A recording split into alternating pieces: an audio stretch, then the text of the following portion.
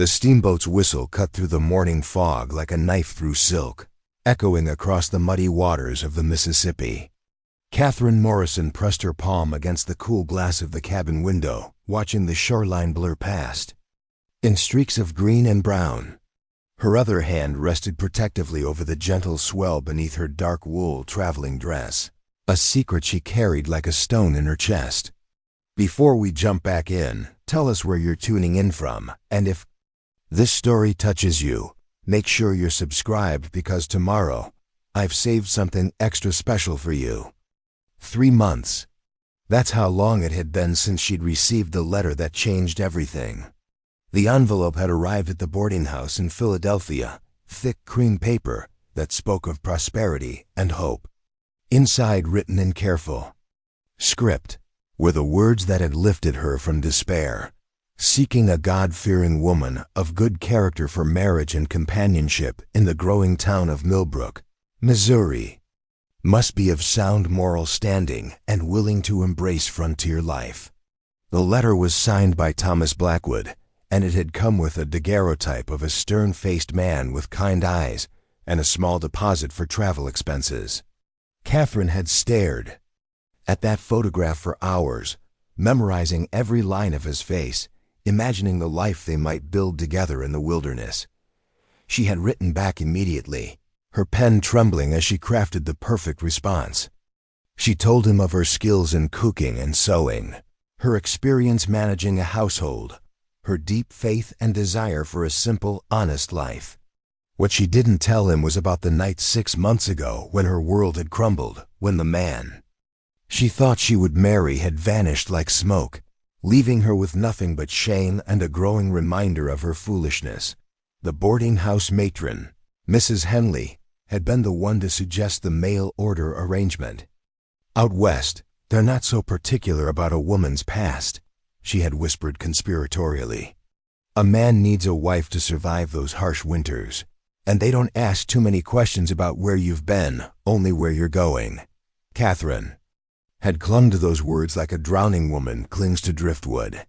She had carefully tailored her correspondence to present herself as a widow, recently bereaved and seeking a fresh start.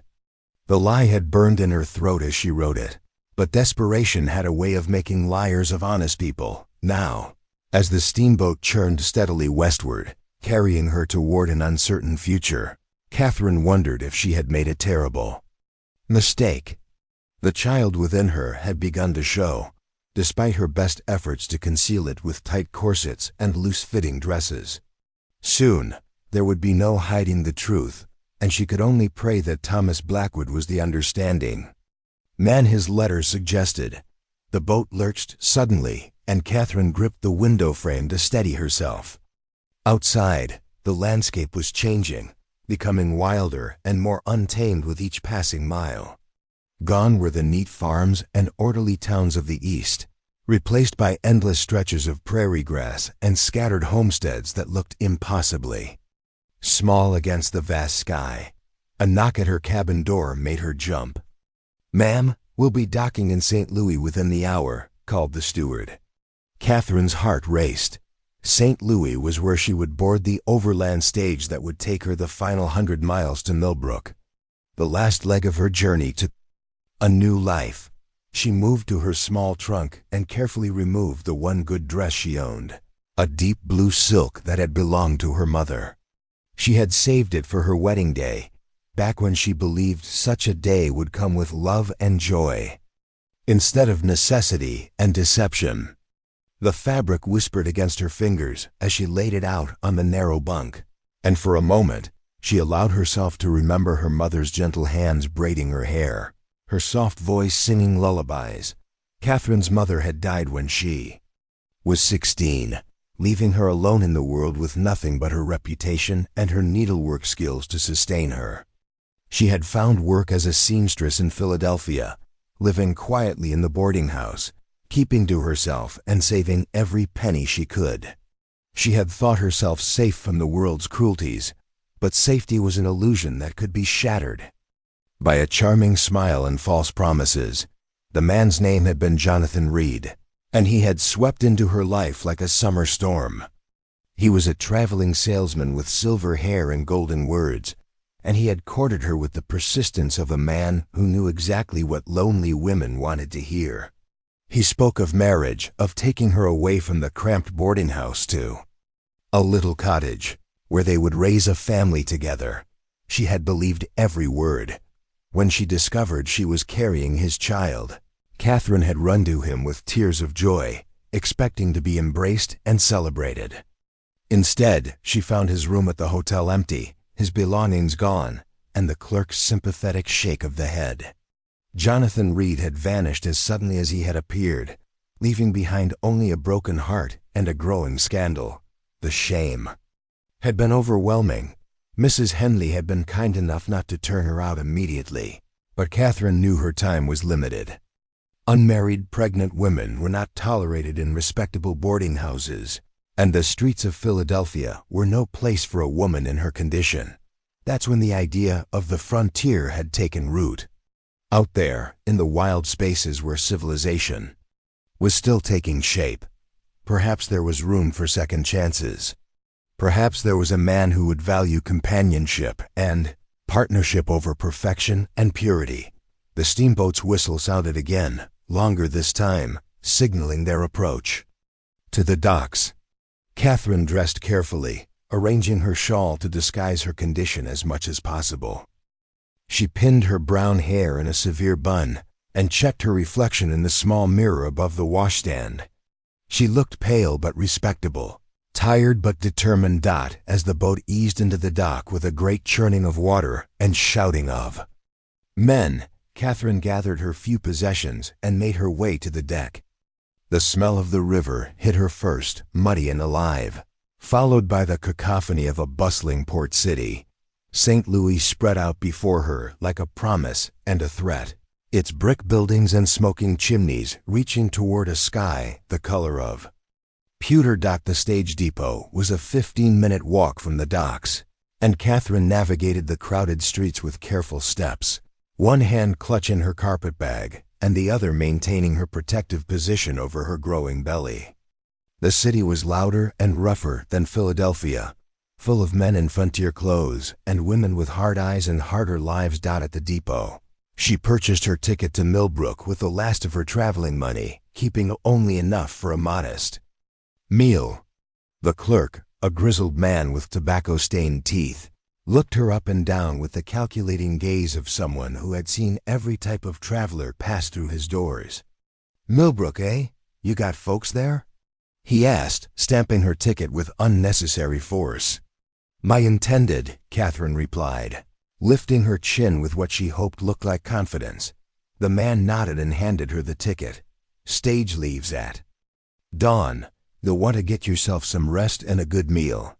It's a hard ride, and the road can be unforgiving to those who ain't prepared for it."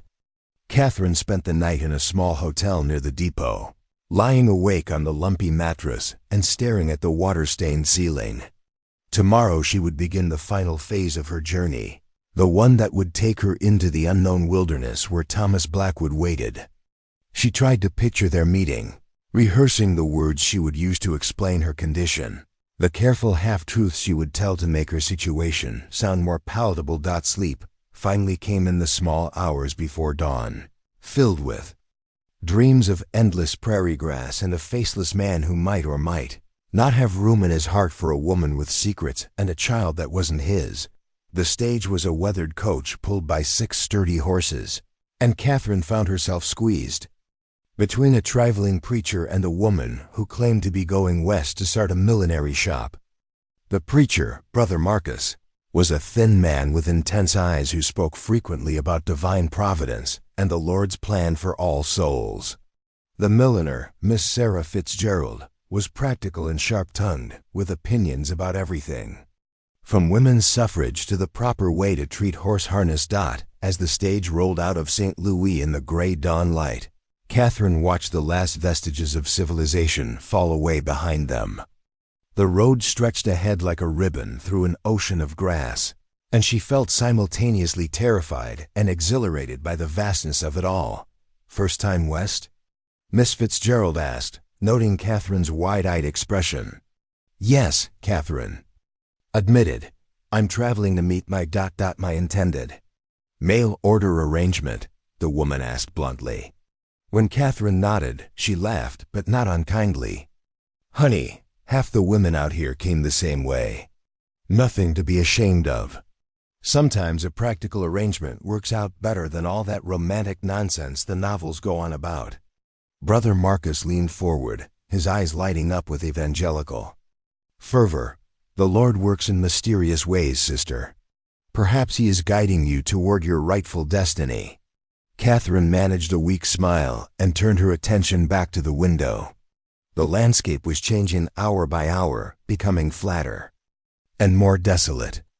Occasionally they would pass a lonely farmstead or a cluster of buildings that might generously be called a town.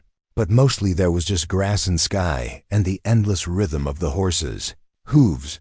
They stopped frequently to change horses and rest the passengers, and at each stop Catherine felt the weight of curious stares from other travelers and station workers. She kept her shawl pulled tight and her head down, painfully aware that her condition was becoming more difficult to disguise. With each passing day, on the second day of travel, they encountered their first real taste of frontier danger.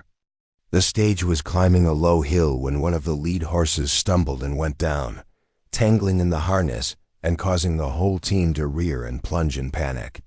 The driver fought to control them while the guard jumped down to help, shouting instructions and curses in equal measure. Catherine was thrown against Miss Fitzgerald as the stage lurched and tilted dangerously. For a terrifying moment, she thought they might overturn, but the driver's skill and the guard's quick action kept them upright. The injured horse had to be cut free from the traces and left behind, and they continued with 5 horses instead of 6, making slower progress over the increasingly rough terrain. Welcome to the frontier, Miss Fitzgerald said dryly, adjusting her disheveled hat. Out here, every day is an adventure whether you want one or not. That night they stopped at a way station that was little more than a log cabin with a lean-to stable. The accommodations were rough, with all the passengers sharing a single room divided by hanging blankets. Catherine lay on her narrow cot listening to Brother Marcus's snores and Miss Fitzgerald's occasional mutterings in her sleep, and wondered what Thomas Blackwood would think of a woman who arrived dusty, tired, and obviously pregnant. Preparing and narrating this story took us a lot of time, so if you are enjoying it, subscribe to our channel. It means a lot to us. Now back to the story. The final day of travel dawned clear and cold, with a sharp wind that cut through even the heaviest clothing. Catherine's back ached from the constant jolting of the stage, and her feet were swollen from sitting cramped in the small space for so many hours. But as the sun climbed higher, she began to see signs of their destination: more frequent farmsteads, better maintained roads, and finally, in the distance, the cluster of buildings that marked Millbrook. The town was larger than she had expected, with a proper main street lined with businesses and several side streets branching off into residential areas. There was a church with a white steeple, a schoolhouse, a general store, and what appeared to be a small hotel. Smoke rose from dozens of chimneys, and people moved purposefully along the wooden sidewalks, going about their daily business. The stage pulled up in front of the general store with a final lurch and a cloud of dust. Catherine's heart hammered against her ribs as she gathered her belongings and prepared to step down into her new life. Through the window, she could see people beginning to gather, curious about the arriving passengers. "Good luck, honey," Miss Fitzgerald whispered, squeezing Catherine's hand.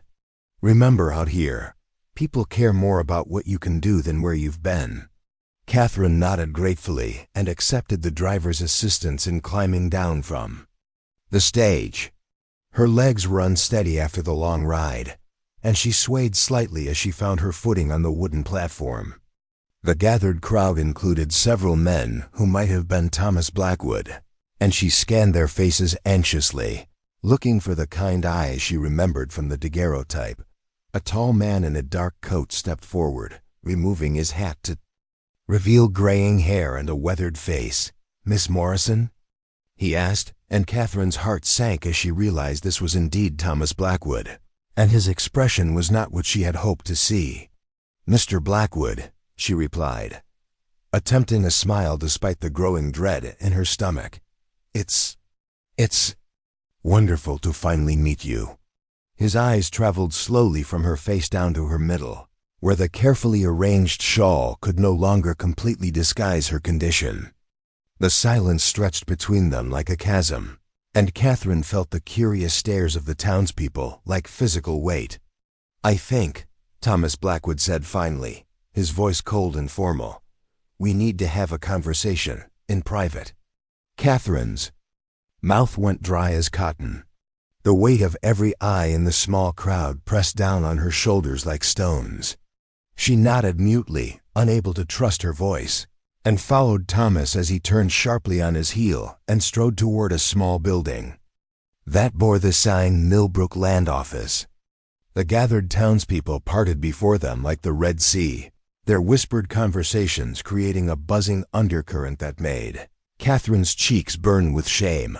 The land office was cramped and dusty, filled with surveying equipment and rolled maps. Thomas closed the door behind them with deliberate care, then turned to face her. In the confined space, he seemed even larger and more imposing than he had on the street. His jaw was set in a hard line, and the kindness she had imagined in his photographed eyes was nowhere to be found.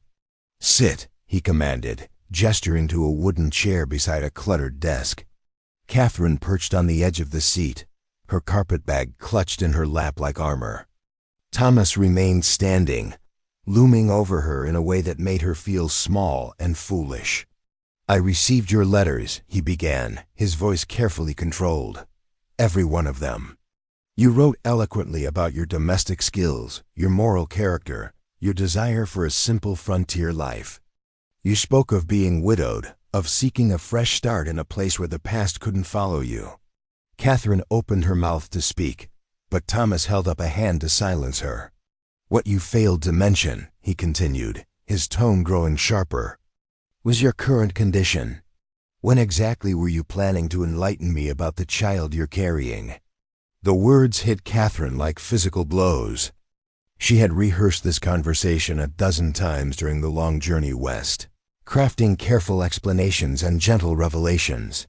But faced with Thomas's cold anger, all her prepared speeches crumbled to dust. I was going to tell you," she stammered.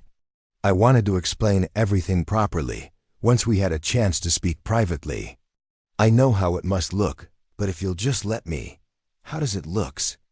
Thomas interrupted, his voice rising slightly before he caught himself and lowered it again. "How it looks, Miss Morrison, is that you deliberately deceived me. You presented yourself as one thing while being quite another. Do you have any idea what this does to my reputation in this town?"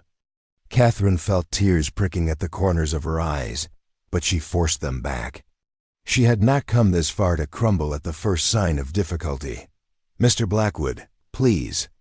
I understand your anger, and I know I should have been more forthcoming in my letters, but I am still the same woman who wrote to you. I can still cook and clean and manage a household. I can still be a good wife to you if you'll give me the chance." Thomas turned away from her, staring out the small window at the bustling main street beyond. "A wife comes to her husband without encumbrances, Miss Morrison. She comes clean and pure, ready to build a life together from the ground up. What you're offering is not complicated. The child will be here in 4 months, Catherine said quietly. I can work right up until the birth, and afterward, I'll be even more grateful for the security and protection you can provide. A grateful wife is a devoted wife, Mr. Blackwood." He turned back to her, and for a moment she thought she saw something soften in his expression. But it was gone as quickly as it had appeared, replaced by the same cold calculation. "I'm a businessman, Miss Morrison. I own the largest general store in 3 counties, and I have investments in land and cattle that require careful management. My reputation is my most valuable asset, I cannot afford to be associated with a scandal." "There's no scandal if we marry quickly," Catherine said desperately. "People will assume the child is yours, conceived before I traveled west. It's not uncommon for mail-order brides to arrive already in a family way." Thomas laughed, but there was no humor in the sound. "Perhaps in some towns, Miss Morrison, but not in Millbrook. This is a respectable community, founded on Christian principles and moral behavior. The people here expect their leading citizens to set an example." Catherine stood slowly, her legs trembling with exhaustion and fear. "Then what are you saying, Mr. Blackwood? That you're refusing to honor our agreement?" "I'm saying that our agreement was based on false pretenses. You misrepresented yourself, which voids any obligation I might have had." He moved to the door and placed his hand on the knob. "I'll provide you with lodging for tonight and stage fare back to wherever you came from. That's more than generous, considering the circumstances." The dismissal hit Catherine like a physical blow. She had expected anger, perhaps disappointment, but she had never truly believed that Thomas would send her away completely. The careful castle of hope she had built during the long journey west collapsed in an instant, leaving her standing in the ruins of her own desperate dreams. "Please," she whispered, her voice breaking despite her efforts to remain composed. "I have nowhere else to go. No family, no money, no means of supporting myself. If you send me away, you're condemning both me and my child to whatever fate awaits women with no protection." Thomas's hand tightened on the doorknob, but he didn't open it. "That's not my responsibility, Miss Morrison. You created this situation through your own choices. I cannot be expected to rescue you from the consequences." Catherine sank back into the chair, her strength finally abandoning her. The weight of her mistake pressed down on her like a mountain. She had risked everything in the hope that a stranger would accept her and her unborn child, and that gamble had failed spectacularly. "I see," she said quietly. "Then I suppose there's nothing more to discuss." Thomas opened the door, and the sounds of the busy street flooded into the small office. "Mrs. Patterson runs the boarding house on Elm Street. I'll speak to her about accommodating you for the night. The eastbound stage leaves tomorrow morning at 7. Catherine gathered her carpetbag and stood on unsteady legs. The walk back to the main street felt like a march to the gallows, with every eye in town tracking her movements. The story of her rejection would spread through Millbrook like wildfire. She knew. By evening, every soul in town would know about the fallen woman, who had tried to trick their most prominent citizen into marriage. The boarding house was a 2-story frame, building with peeling white paint and a sagging front porch. Mrs. Patterson was a thick-set woman with gray hair pulled back in a severe bun and eyes that missed nothing. She looked Catherine up and down with the practiced gaze of someone who had seen every type of traveler and learned to assess their character and circumstances in a single glance. "Mr. Blackwood sent word you'd be needing a room," she said without preamble. "One night only," he said. "That'll be 50 cents, meals included." Catherine fumbled in her reticule for the coins, acutely aware that paying for the room would leave her with barely enough money for a single meal, let alone stage fare. "Back east." Mrs. Patterson noticed her hesitation and raised an eyebrow. "Problem with the payment?" she asked. No problem," Catherine said quickly, handing over the money. "Thank you for the accommodation." Mrs. Patterson led her up a narrow staircase to a small room under the eaves. It contained a narrow bed, a washstand, and a single chair beside. A tiny window that looked out over the town's backyards and vegetable gardens. The walls were thin, and Catherine could hear every creak and murmur from the other rooms. "Supper's at 6, Mrs. Patterson said. "Don't be late." Alone in the small room, Catherine finally allowed herself to cry. The tears came in great, silent sobs that shook her entire body. She pressed her face into the thin pillow to muffle the sound, her shoulders heaving with the force of her grief and fear. The baby moved restlessly inside her, as if sensing her distress, and she placed both hands over her belly in a protective gesture. "I'm sorry," she whispered to the child. "I'm so sorry I failed you before you're even born." The afternoon passed slowly. Catherine sat by the window, watching the life of the town unfold below her. She saw children walking home from school, women hanging laundry on lines stretched between houses, men returning from their work in the fields and businesses. It was the kind of peaceful, orderly community she had dreamed of joining. But now she was nothing more than a curiosity, a cautionary tale about the dangers of deception. As evening approached, the smell of cooking food drifted up from the boarding house kitchen. Catherine's stomach was cramped with hunger, but the thought of facing the other guests at the dinner table filled her with dread. Still, she needed to eat for the sake of the baby, so she straightened her dress, pinched some color into her pale cheeks, and made her way downstairs. The dining room was small and cramped, with a single long table where the guests gathered for meals. Catherine took the only empty chair at the far end near the kitchen door and tried to make herself as inconspicuous as possible.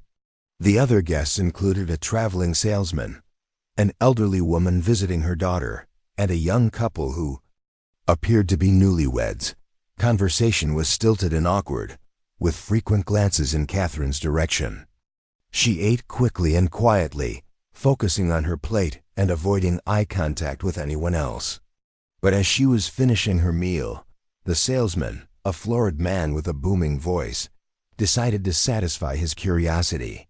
"You're the young lady who came in on today's stage, aren't you?" he asked loudly. "Here to marry Tom Blackwood?"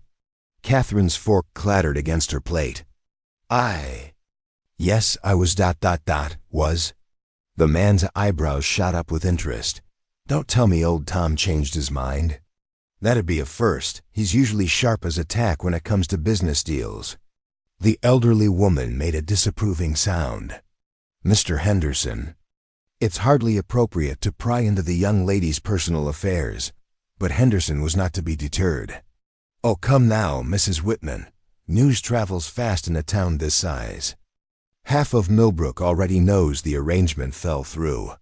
I'm just curious about the particulars." Catherine pushed back from the table, her appetite completely gone. "If you'll excuse me, I'm rather tired from the journey." She fled upstairs.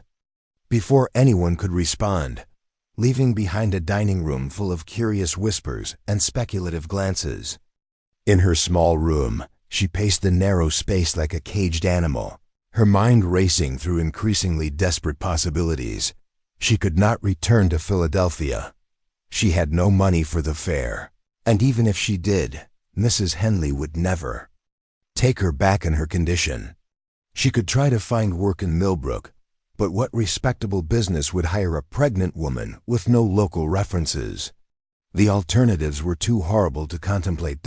As darkness fell over the town, Catherine sat by her window and watched the lights come on in the houses below. Behind those warm, glowing windows were families gathering for evening meals, children being tucked into beds, husbands and wives sharing the quiet intimacies of domestic life. It was everything she had dreamed of, everything she had risked her last dollar to achieve, and it was as far away as the stars. The baby moved again, more vigorously this time, and Catherine rubbed her belly in slow circles. "What are we going to do, little one?" she whispered. "What are we going to do?"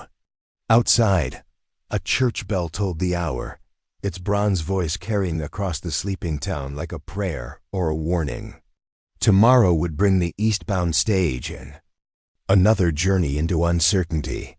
Tonight was all she had left of her dreams of a new life in the Western Territories, and she intended to spend every moment of it holding on to hope, however fragile it might be. Dawn came too early, creeping through the thin curtains of Catherine's room like an unwelcome visitor. She had barely slept, spending most of the night sitting in the hard wooden chair, staring out at the dark streets of Millbrook and trying to conjure some miracle that might save her from the approaching disaster. Her back ached from the uncomfortable position, and her eyes burned from unshed tears and exhaustion. The sound of footsteps in the hallway told her that other guests were beginning to stir. Soon, Mrs. Patterson would be calling everyone down for breakfast, and after that, the eastbound stage would arrive to carry her away from her last hope of respectability. Catherine pressed her hands against her swollen belly, feeling the child's restless movements, and whispered another apology to the life growing within her. A sharp knock at her door made her jump. "Miss Morrison?" Mrs. Patterson's voice carried through the thin wood. "Mr. Blackwood is here to see you. He's waiting in the parlor." Catherine's heart leaped with sudden, desperate hope. Perhaps Thomas had reconsidered. Perhaps the night had brought him to his senses, made him realize that a practical arrangement could benefit them both despite the circumstances. She quickly splashed cold water on her face, pinched color into her cheeks, and smoothed her wrinkled dress as best she could. The parlor was a small, stuffy room filled with horsehair furniture and doilies. Thomas stood with his back to the door, hands clasped behind him, staring out the front window at the awakening street. He had dressed carefully for this meeting, Catherine noticed. His coat was brushed, his boots polished, his hair neatly combed. He looked like a man preparing for an important business transaction. "Mr. Blackwood," Catherine said softly, closing the door behind her. I wasn't expecting to see you this morning." He turned slowly, and Catherine's fragile hope withered at the sight of his expression. There was no warmth there, no indication that he had suffered a change of heart during the night. If anything, he looked more resolved than he had the day before. "Miss Morrison." He inclined his head slightly, a gesture of courtesy that somehow felt more insulting than outright rudeness. "I've come to finalize our arrangements." Catherine sank into the nearest chair, her legs suddenly weak. "Arrangements?" Thomas reached into his coat pocket and withdrew a small leather purse, which he placed on the table between them with a soft clink of coins. "Stage fare to St. Louis, plus enough extra to secure passage back to wherever you came from. I've also spoken with the stage driver about ensuring you have a comfortable seat for the journey." Catherine stared at the purse as if it were a coiled snake. The money represented her complete and utter failure, the final nail in the coffin of her dreams. That's very generous of you," she managed to say. "I'm not a cruel man, Miss Morrison, despite what you might think. I simply cannot allow personal sentiment to interfere with practical necessities." Thomas moved to the window again, as if he couldn't bear to look at her directly. "I've built my reputation in this community through careful attention to propriety and moral behavior. I cannot jeopardize that for a temporary impulse of charity." "Is that what this would have been?" Catherine asked, her voice barely above a whisper. "Charity?" Thomas was quiet for a long moment. When he spoke again, his voice was softer, almost regretful. "Perhaps in different circumstances. But we must deal with the world as it is, not as we might wish it to be." A commotion outside drew their attention to the window. The eastbound stage was rattling down Main Street, kicking up clouds of dust and announcing its arrival with the driver's shouted greetings to early rising townspeople. Catherine watched it approach with the same feeling she might have had watching her own funeral procession. "You should gather your belongings," Thomas said, stepping away from the window. "The stage won't wait long." Catherine picked up the purse with trembling fingers. The leather was soft and well made, probably more expensive than any personal item she had ever owned. Will you tell people what really happened?" "Why am I leaving?" Thomas considered this carefully. "I'll say that upon further consideration, we decided we weren't well suited to each other. That's the truth, in its way." It was a kindness, Catherine realized, a small one, but a kindness nonetheless. The truth that she had deceived him about her pregnancy would follow her reputation like a black cloud, making it impossible for her to start over anywhere else. This version would at least preserve some shred of her dignity. "Thank you," she said simply. Thomas nodded and moved toward the door. "I wish you well, Miss Morrison. Truly I do." I hope you find whatever it is you're looking for." After he left, Catherine sat alone in the parlor for several minutes, listening to the sounds of the stage preparations outside. Horses being unhitched and watered, passengers disembarking and stretching their legs, luggage being loaded and unloaded. The familiar rhythm of frontier travel that had brought her here and would now carry her. Why Mrs. Patterson appeared in the doorway, her expression unreadable. "Stage LL be ready to leave in 20 minutes, she announced. "You'll want to get your things together." Catherine climbed the stairs to her room one last time, moving like a woman in a dream. She packed her few belongings mechanically, folding her spare dress and undergarments with the same careful attention she had given them when preparing for her journey west. Everything had to fit in the carpet bag. There was no room for sentiment or excess. As she was closing the bag, her fingers brushed against something wrapped in tissue paper at the bottom.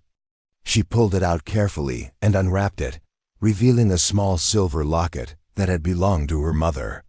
Inside was a tiny portrait of her father, painted when her parents were first married.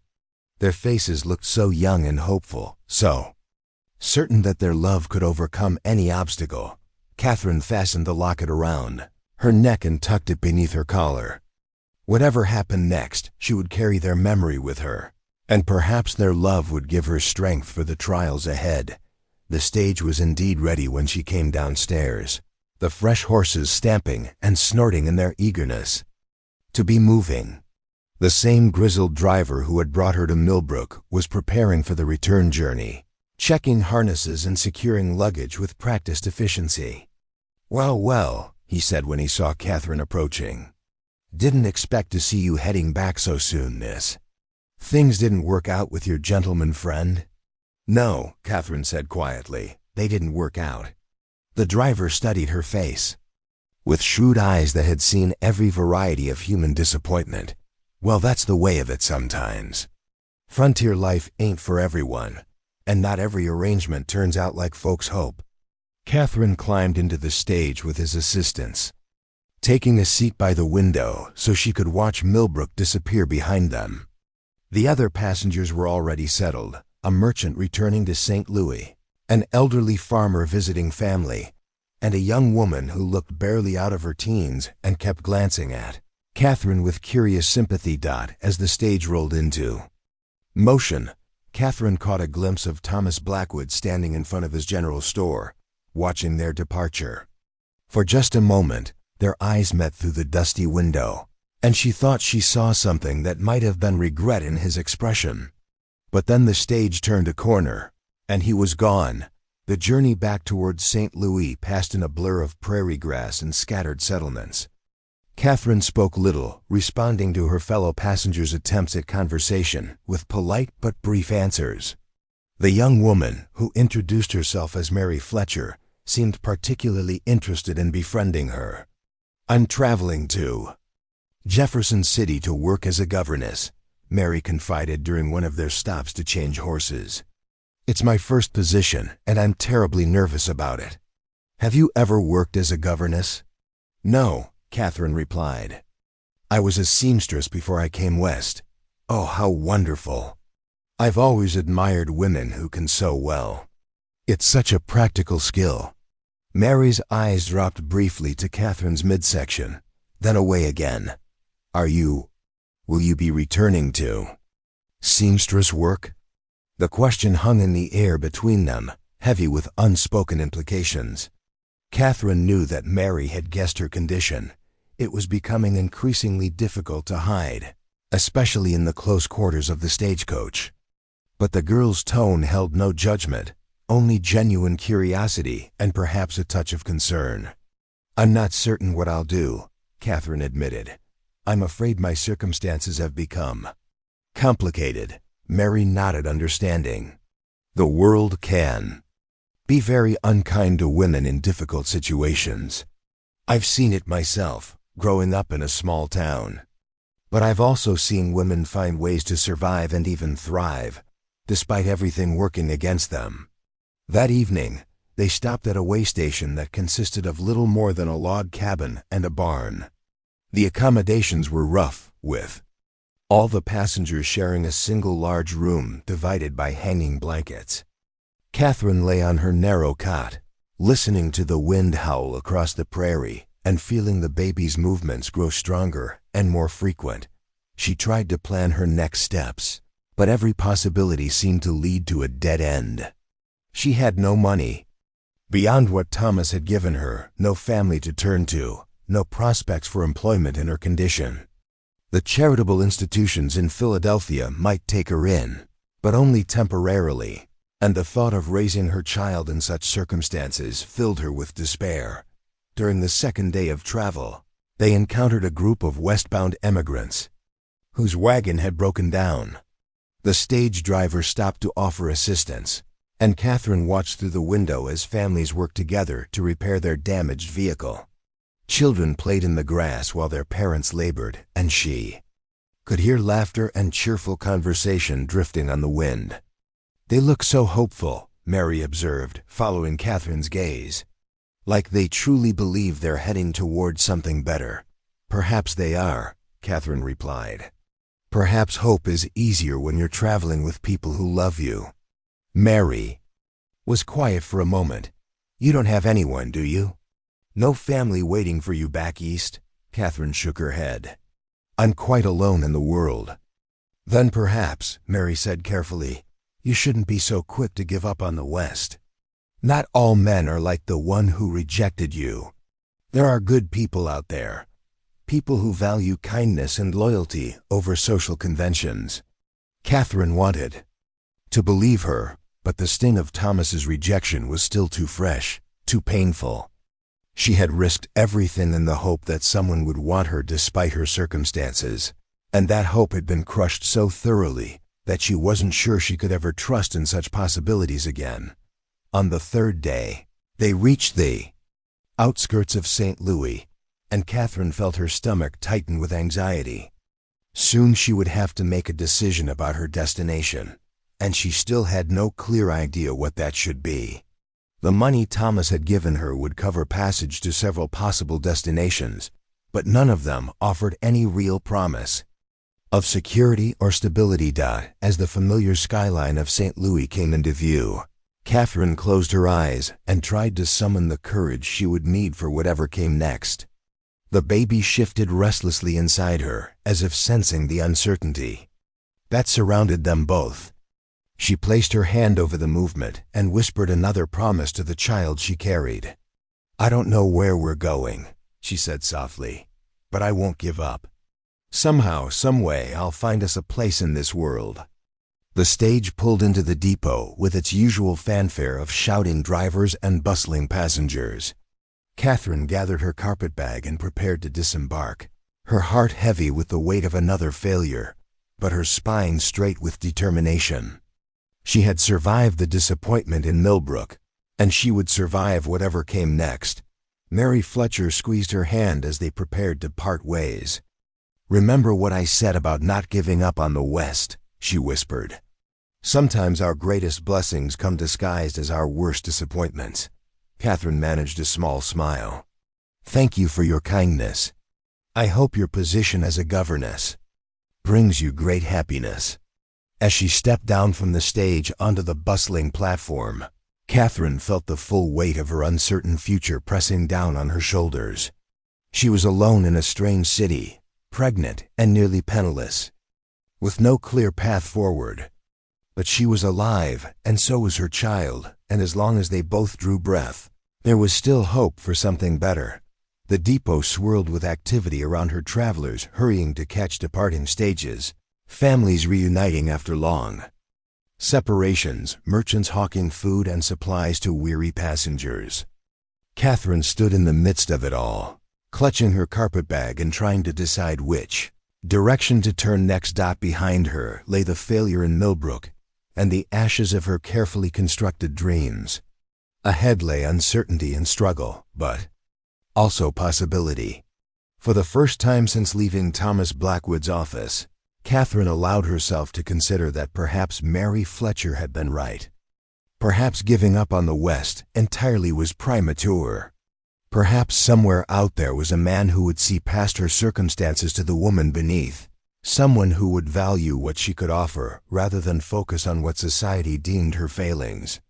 Thought was fragile, barely more substantial than morning mist, but it was enough to keep her moving forward into whatever tomorrow might bring. Catherine stood at the ticket window in the St. Louis depot, staring at the board that listed departures to dozens of destinations: Philadelphia, Baltimore, New York, Chicago. Each name represented a different kind of uncertainty, a different flavor of desperation. The clerk behind the window, a thin man with wire-rimmed spectacles, cleared his throat impatiently. "Ma'am, you need to make a decision. There's a line forming behind you." Catherine glanced back to see several travelers waiting with varying degrees of patience. A businessman checked his pocket watch with obvious irritation, while a woman with 3 small children bounced a crying infant and tried to keep the older ones from wandering off. "I'm sorry," Catherine murmured, stepping aside without purchasing a ticket. "I need another moment to think." The clerk's expression softened slightly as he took in her pale complexion and the way her hand rested protectively over her belly. "Take your time, miss. Just step over to the side there." Catherine moved to a wooden bench near the window and sank down gratefully. Her feet were swollen from the long stage journey, and the baby seemed to be pressing against her ribs with increasing frequency. She needed to make a decision soon. The depot would close for the evening in a few hours, and she couldn't afford a hotel room for the night. As she sat there wrestling with impossible choices, a commotion near the information desk caught her attention. A man was arguing loudly with the station agent, his voice carrying across the busy terminal despite the general din of travelers and porters. "What do you mean the westbound stage to Cedar Falls is full?" the man demanded. "I sent a telegram 3 days ago requesting passage for myself and my children." Catherine looked more closely at the speaker. He was tall and broad-shouldered, with dark hair that needed cutting and clothes that spoke of frontier practicality rather than city fashion. His coat was clean but worn, his boots scuffed but well-maintained. Most notably, he was accompanied by 2 children, a boy of perhaps 8 or 9 and a girl who couldn't have been more than 5. The station agent, a harried-looking man with ink stains on his fingers, shuffled through a stack of papers with obvious frustration. "I'm sorry, Mr. Sullivan, but we had 3 last-minute passengers book passage this morning. The stage only holds 6 adults, and with the children take up half the space of adults," the man, Sullivan, interrupted. "Surely you can make an accommodation."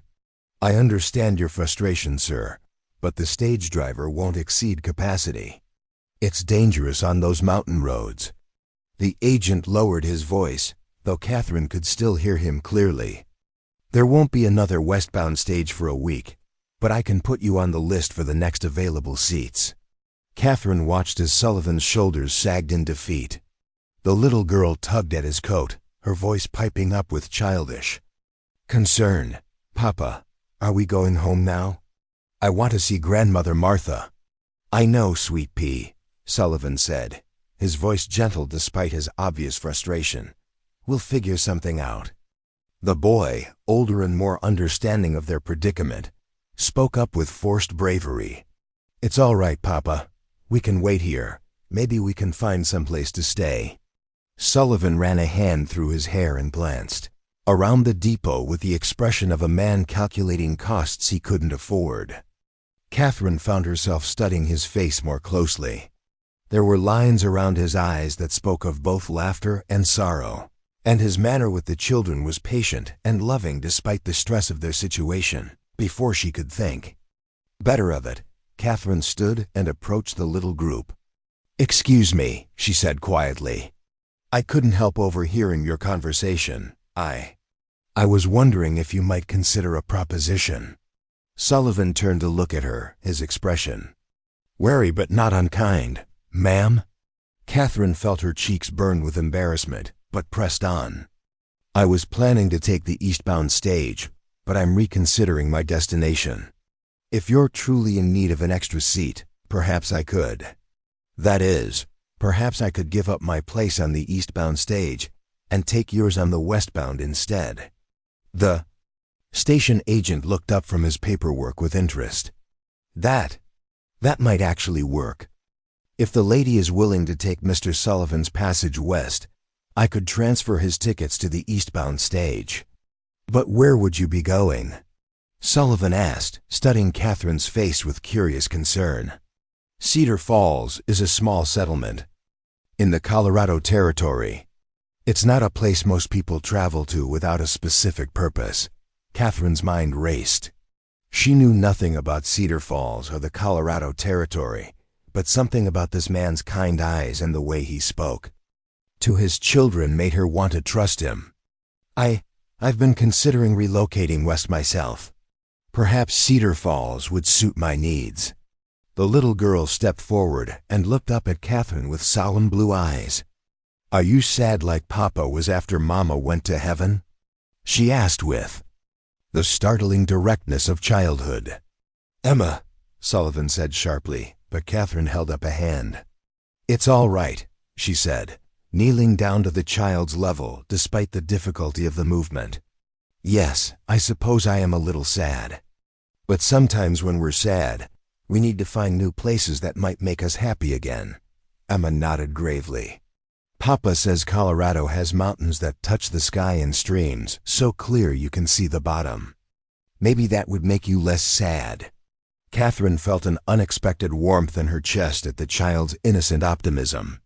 Maybe it would, she agreed softly. Sullivan cleared his throat.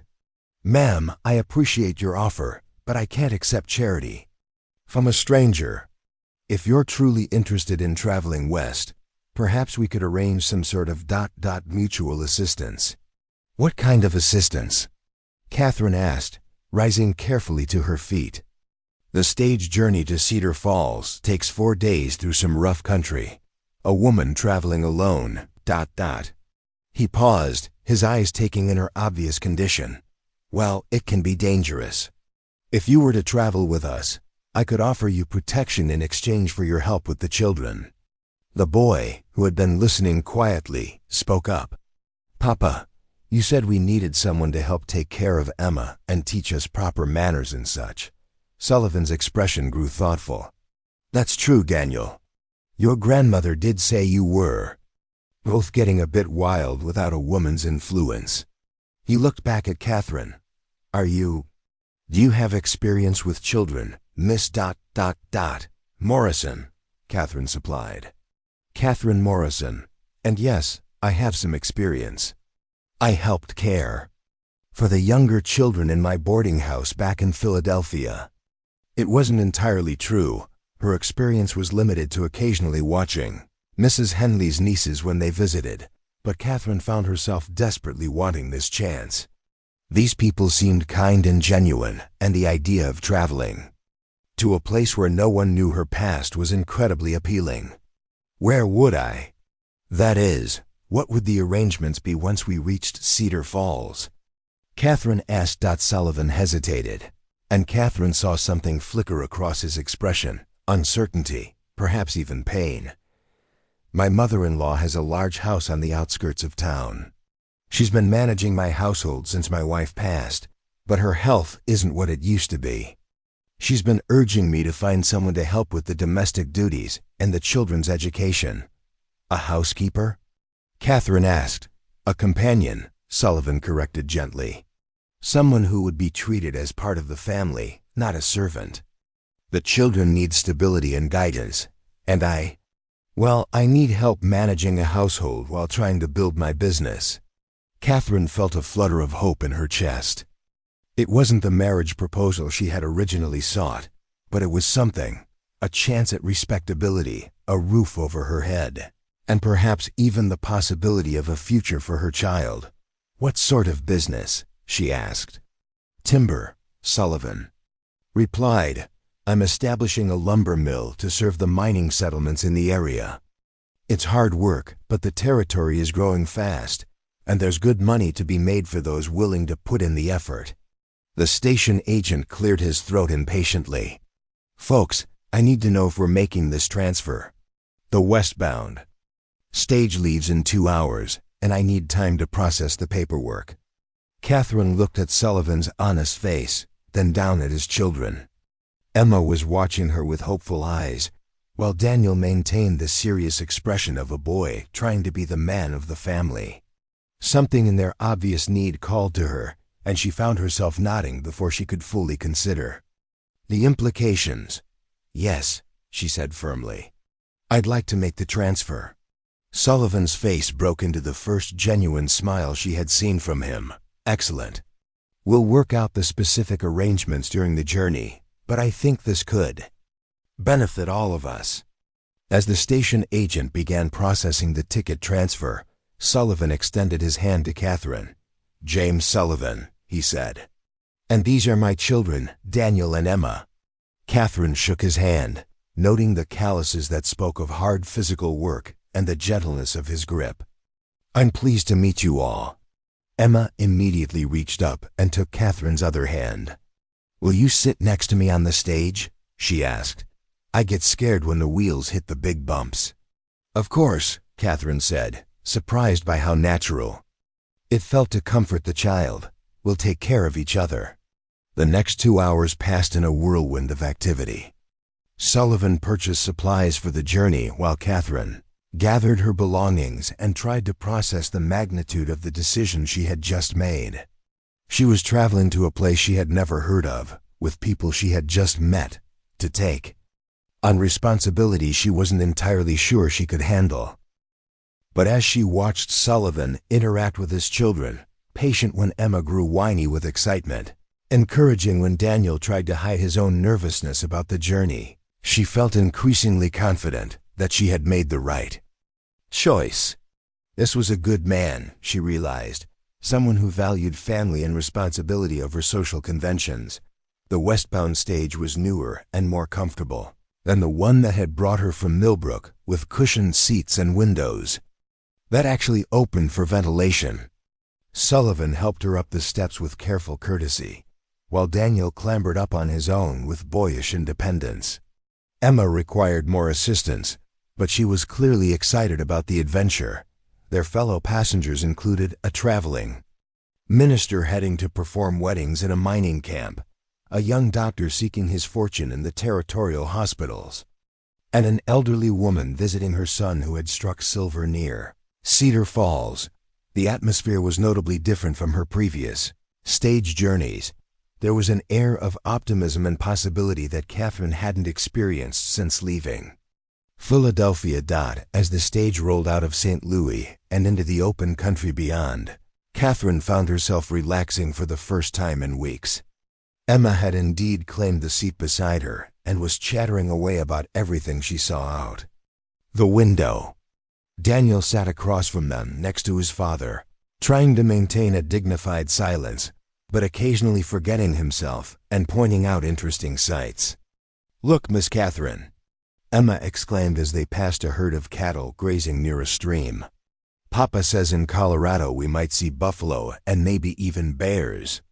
I hope we see them from a safe distance, Catherine replied, making the little girl giggle. Sullivan caught her eye over his daughter's head and smiled. Don't worry, he said quietly. The dangerous wildlife tends to avoid the stage routes, though we might see elk or deer if we're lucky.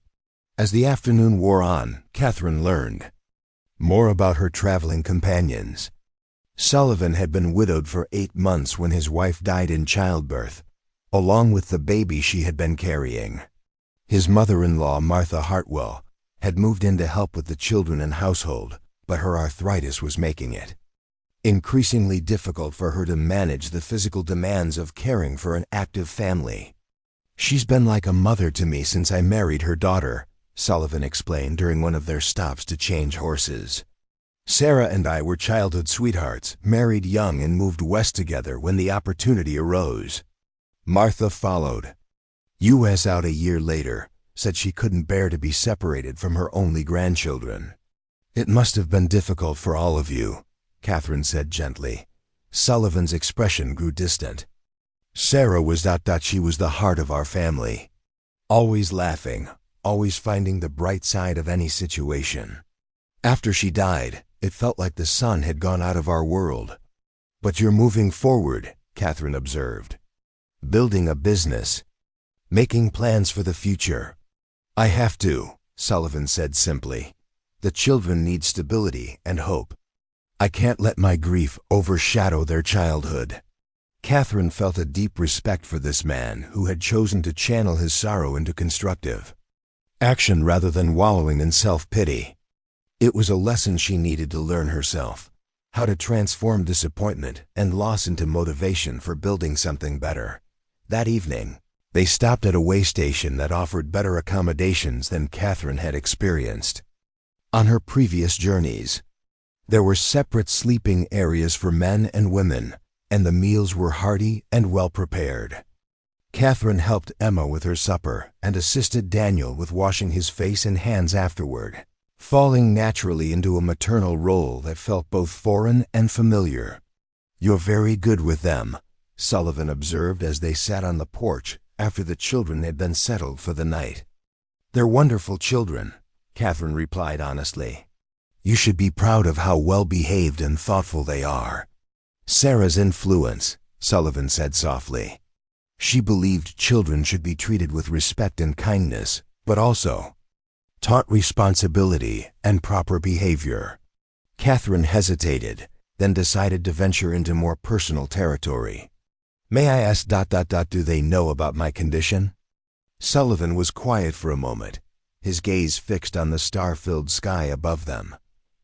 Children notice things, he said finally. But they're also remarkably accepting of situations that adults might find complicated. If you're concerned about their reaction, I'm concerned about everything, Catherine admitted. I'm not entirely sure what I've gotten myself into, Mr. Sullivan. This morning I was planning to return to Philadelphia in defeat, and now I'm traveling to Colorado Territory to help raise your children and manage your household. It seems almost too good to be true. Perhaps, Sullivan said, turning to look at her directly, we both needed something that the other could provide. I need help with my family, and you need a place where you can start fresh. Sometimes the best arrangements are born out of mutual necessity rather than romantic sentiment.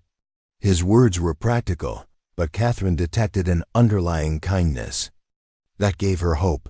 And when will my child be born? She asked quietly. Sullivan was silent for so long that Catherine began to fear she had overstepped. Finally he spoke, his voice barely above a whisper. A household can always use another child's laughter.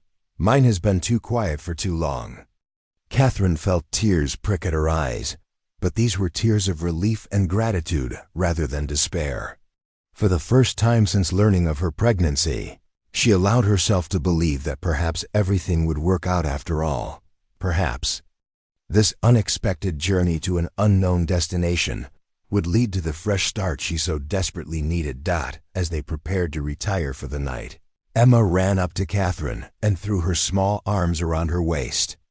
I'm so glad you're coming home with us, Miss Catherine, she said with the fierce affection of childhood. I think Mama would like you very much. Catherine hugged the little girl back, her heart full of emotions she couldn't quite name. I think I would have liked her too, sweetheart. Standing there in the gathering darkness of the Colorado Territory, surrounded by the vast silence of the frontier night, Catherine felt something she hadn't experienced in months. Peace.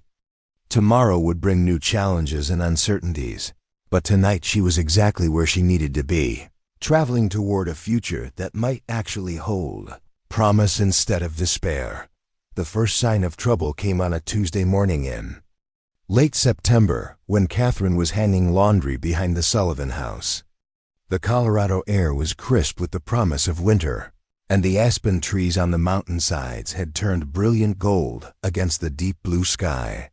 She was reaching up to pin one of Emma's small dresses to the line when she noticed 3 horsemen approaching the house at a deliberate pace. Catherine's hands stilled on the clothespin as she recognized the lead rider. Thomas Blackwood sat tall in his saddle, his black coat immaculate despite the long journey from Missouri.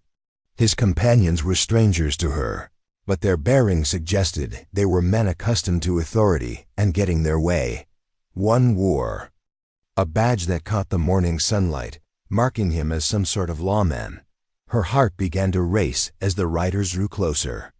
Through the kitchen window, she could see Martha Hartwell preparing breakfast, unaware of the approaching visitors. James had left early for the mill, and the children were still sleeping upstairs.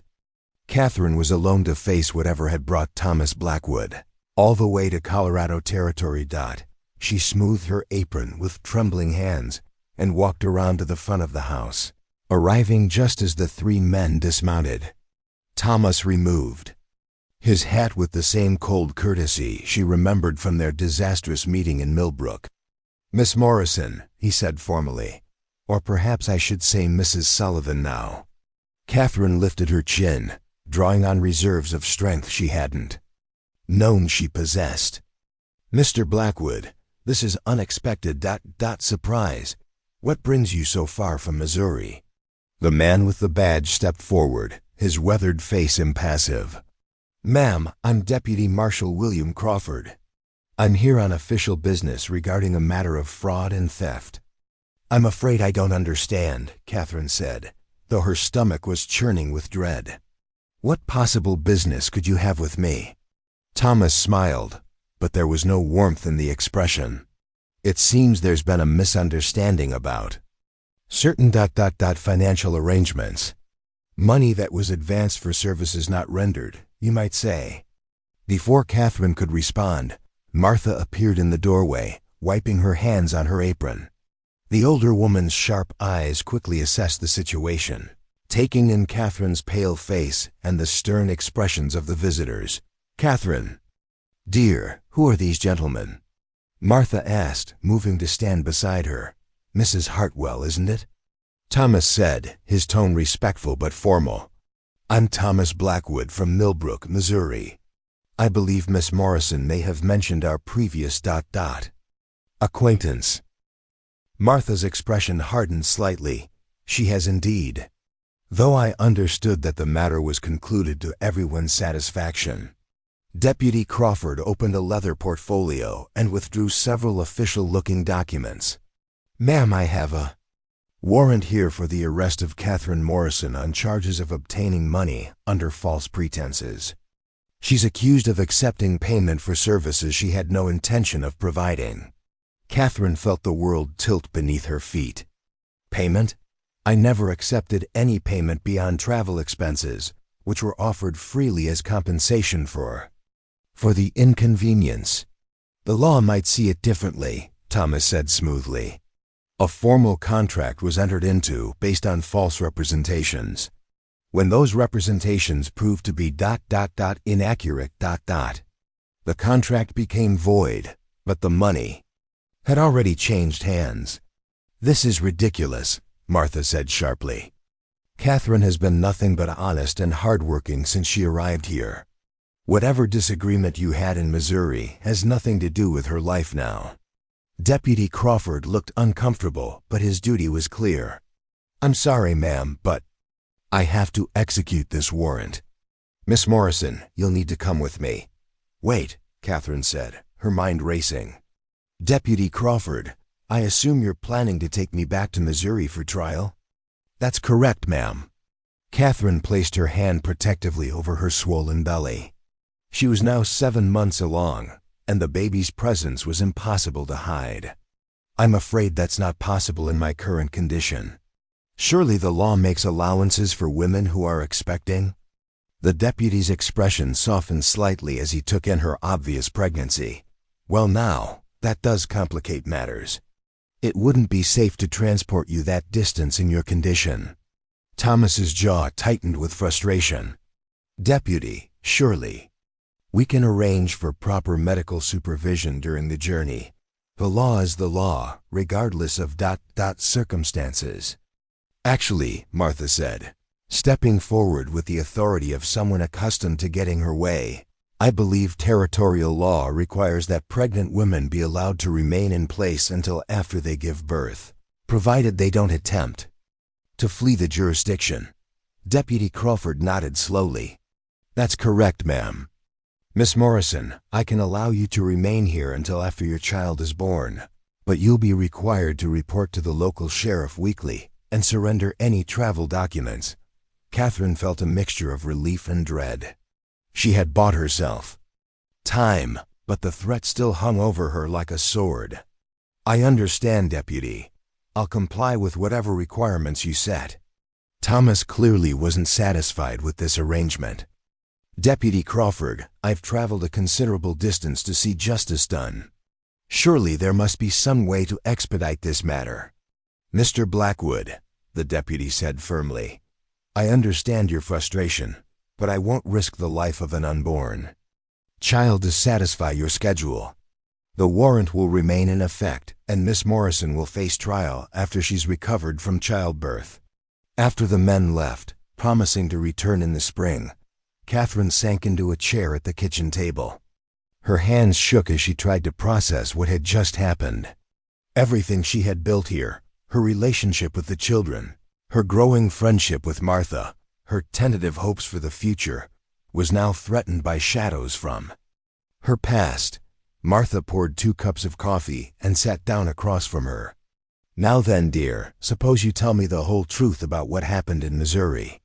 Catherine looked into the older woman's kind, but shrewd eyes and made a decision. I deceived him about my condition when I answered his advertisement for a mail-order bride. When he discovered I was pregnant, he rejected me publicly and gave me money to leave town. I suppose he's now claiming that money was obtained fraudulently. And was it? Martha asked directly. Catherine considered the question carefully. I don't believe so. He gave me that money of his own free will, as what he called compensation for my inconvenience. But I can see how a clever lawyer might twist it into something more sinister. Martha nodded thoughtfully. Men like Thomas Blackwood don't like being made to look foolish, especially in front of their peers. I suspect this has less to do with the money and more to do with his wounded pride.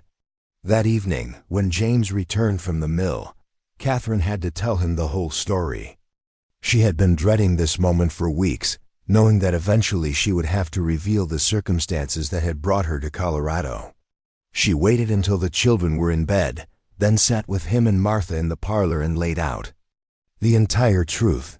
James listened without interruption, his expression growing more serious as she described her deception, Thomas's rejection, and now the legal threats that followed her across state lines. When she finished, the silence stretched between them like a chasm. So you were never really a widow, James said finally. No, Catherine admitted, her voice barely above a whisper. I was an unmarried woman who made a terrible mistake and was abandoned by the man who should have taken responsibility. And Thomas Blackwood is using the law to pursue a personal vendetta, Martha added, her voice sharp with disapproval. James was quiet for a long moment, staring into the fire that crackled in the hearth. Catherine watched his face, trying to read his thoughts, terrified that he would ask her to leave. The children had become so dear to her, and this house had begun to feel like the home she had never really had. Catherine, James said finally, I need you to understand something. When Sarah died, I thought my world had ended. The children were lost in their grief. Martha was struggling with her own sorrow, and I felt like I was drowning in responsibilities I couldn't handle alone. Catherine's heart clenched, preparing for the rejection she was sure was coming. You came into our lives like an answer to a prayer, James continued. Emma laughs again. Daniel has started talking about his future instead of just his loss. Martha has regained her strength because she's not carrying the entire household burden alone. James, Catherine began, but he held up a hand. I don't care what mistakes you made before you came here, he said firmly. I don't care what legal troubles Thomas Blackwood wants to create. What I care about is that you've become part of our family, and families protect each other. Catherine felt tears spring to her eyes. "You mean that?" "I mean it completely," James said, reaching over to take her hand. "We'll face this together, whatever comes." Martha smiled with satisfaction. "Good. Now let's talk about practical matters. Catherine, you'll need legal representation, and I think I know just the man." Over the next few days, Martha arranged for Catherine to meet with Samuel Morrison, a lawyer who had recently established his practice in Cedar Falls. Morrison was a young man with an earnest manner and a sharp legal mind, and he was immediately indignant about the charges against Catherine. "This is clearly a case of malicious prosecution," he declared after reviewing the documents Deputy Crawford had left behind. "Thomas Blackwood is abusing the legal system to pursue a personal grievance. Can you defend against it?" Catherine asked. "Absolutely," Morrison said confidently. "The burden of proof is on them to show that you obtained money through deliberate fraud. Given that Blackwood freely offered compensation for your travel expenses, and given the circumstances of your rejection, I believe we can demonstrate that his current claims are without merit." As autumn turned to winter, Catherine tried to maintain a normal routine despite the legal sword hanging over her head. She continued her duties with the children and the household, but she found it increasingly difficult to concentrate. Every sound of approaching horses made her heart race, and she found herself constantly looking over her shoulder. The children, of course, sensed that something was wrong. Emma became clingy and prone to tears, while Daniel withdrew into himself and began asking pointed questions about why Catherine seemed sad all the time. It was Daniel who finally forced the issue. One evening in late November, as Catherine was helping him with his arithmetic homework, he set down his pencil and looked at her directly. "Miss Catherine, are you going to leave us?" he asked with the devastating directness of childhood. Catherine's heart clenched. "Why would you ask that, Daniel?" "Because you've been acting like Mama did before she went to heaven," he said quietly. "All sad and worried, like you were preparing us for something bad." Catherine set aside the arithmetic problems and pulled Daniel onto her lap, despite her increasingly unwieldy size. "Daniel, I want you to listen to me very carefully. I love you and Emma and your father and grandmother very much. This is my home now, and I'm going to fight very hard to stay here. But someone wants to take you away," Daniel said. It wasn't a question. Catherine took a deep breath and decided that Daniel deserved an honest answer. "Yes, someone from my past is trying to cause trouble for me. But your father and grandmother and our lawyer are all working to make sure I can stay where I belong." Daniel nodded solemnly. "Papa says sometimes people try to hurt others because they're angry about things that aren't really important." "Your Papa is a very wise man," Catherine agreed. "Will you promise to tell us if you have to go away?" Daniel asked. Mama didn't get to say goodbye properly, and it made everything harder. Catherine felt tears threatening again, but she managed to keep her voice steady. "I promise, Daniel. If anything changes, you'll be the first to know." That conversation marked a turning point for Catherine. She realized that she had been so focused on protecting the children from her problems that she had inadvertently made them feel insecure and abandoned. From that day forward, she made an effort to be more present and engaged, even when worry gnawed at her constantly. Christmas came and went quietly, with Catherine trying to create a festive atmosphere for the children despite her ongoing legal troubles. James carved wooden toys for both children, Martha knitted new mittens and scarves, and Catherine sewed new dresses for Emma's collection of rag dolls.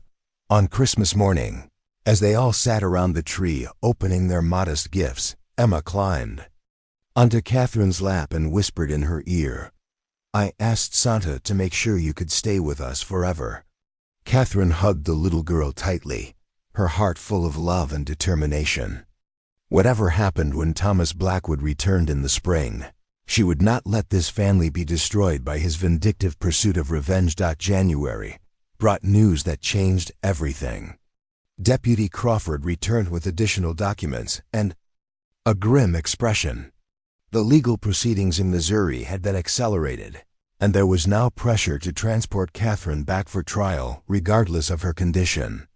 "I'm sorry, Miss Morrison," Crawford said as they sat in the Sullivan parlor. "The prosecutor is claiming that your pregnancy is being used to evade justice, and he's convinced a judge to issue a new warrant that doesn't include the medical exemption." Catherine felt the walls closing in around her. At 8 months pregnant, the journey to Missouri would be dangerous for both her and the baby, but it seemed she might not have a choice. "When?" she asked quietly.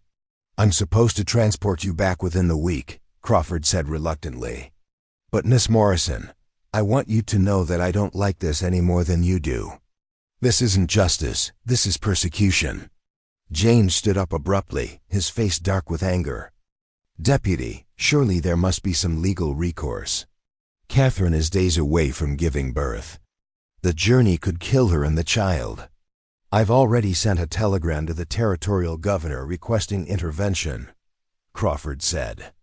"But I can't guarantee he'll respond in time." That night, as Catherine lay in bed listening to the wind howl through the mountain passes, she made a decision that would determine the course of all their lives. She would not allow herself to be dragged back to Missouri to face trumped-up charges. She would not let Thomas Blackwood's wounded pride destroy the family she had come to love more than her own life. But escape would require help, and it would put everyone she cared about at risk. As she felt the baby move restlessly inside her, Catherine realized she was about to ask the people she loved most to choose between the law and their loyalty to her. The point of no return was approaching, and soon they would all have to decide what they were willing to sacrifice for each other. The plan formed in Catherine's mind during the darkest hours before dawn. She lay in her narrow bed, one hand pressed against her swollen belly as the baby kicked restlessly and methodically considered every option available to her. Flight was impossible in her condition. She could barely walk to the end of the street without becoming winded, let alone attempt to cross mountain wilderness in winter. Hiding was equally futile in a town the size of Cedar Falls, where everyone knew everyone else's business. That left only one choice. She would have to face Thomas Blackwood directly and force him to confront the true nature of his accusations before the entire community. If she was going down, she would not go quietly, and she would not allow him to destroy the Sullivan family in the process. Catherine rose carefully from her bed, wincing as her back protested the movement. The floorboards creaked softly under her feet as she moved to the window and pulled back the curtain. The first hints of gray were beginning to lighten the eastern sky, and she could see smoke rising from chimneys throughout the town as Cedar Falls began to wake. Somewhere out there, Thomas Blackwood was sleeping peacefully in the hotel, confident that he had cornered his prey and would soon have his revenge. He was about to discover how wrong he was. By the time the rest of the household stirred, Catherine had made coffee, started breakfast, and written several careful letters. She moved through her morning routine with deliberate calm, helping Emma dress for school and packing Daniel's lunch with the same attention to detail she had shown every day for the past 4 months. The children sensed something different in her manner, a quiet determination that replaced the worried distraction they had grown accustomed to. "Miss Catherine," Emma said as Catherine braided her hair, "you seem different today. Not sad anymore." Catherine smiled and kissed the top of the little girl's head. "Sometimes, sweetheart, we have to stop being sad and start being brave instead." James appeared in the kitchen doorway, fully dressed for work but clearly reluctant to leave. "Catherine, about yesterday's news from Deputy Crawford. We'll discuss it this evening." Catherine interrupted gently but firmly. "Right now you need to get to the mill, and the children need to get to school. Life goes on, James, no matter what storms may be approaching." Something in her tone made James study her face more carefully. "Catherine, you're not planning anything inadvisable, are you?" "I'm planning to do what I should have done months ago," Catherine replied, meeting his gaze steadily. "I'm going to tell the truth to the people who deserve to hear it."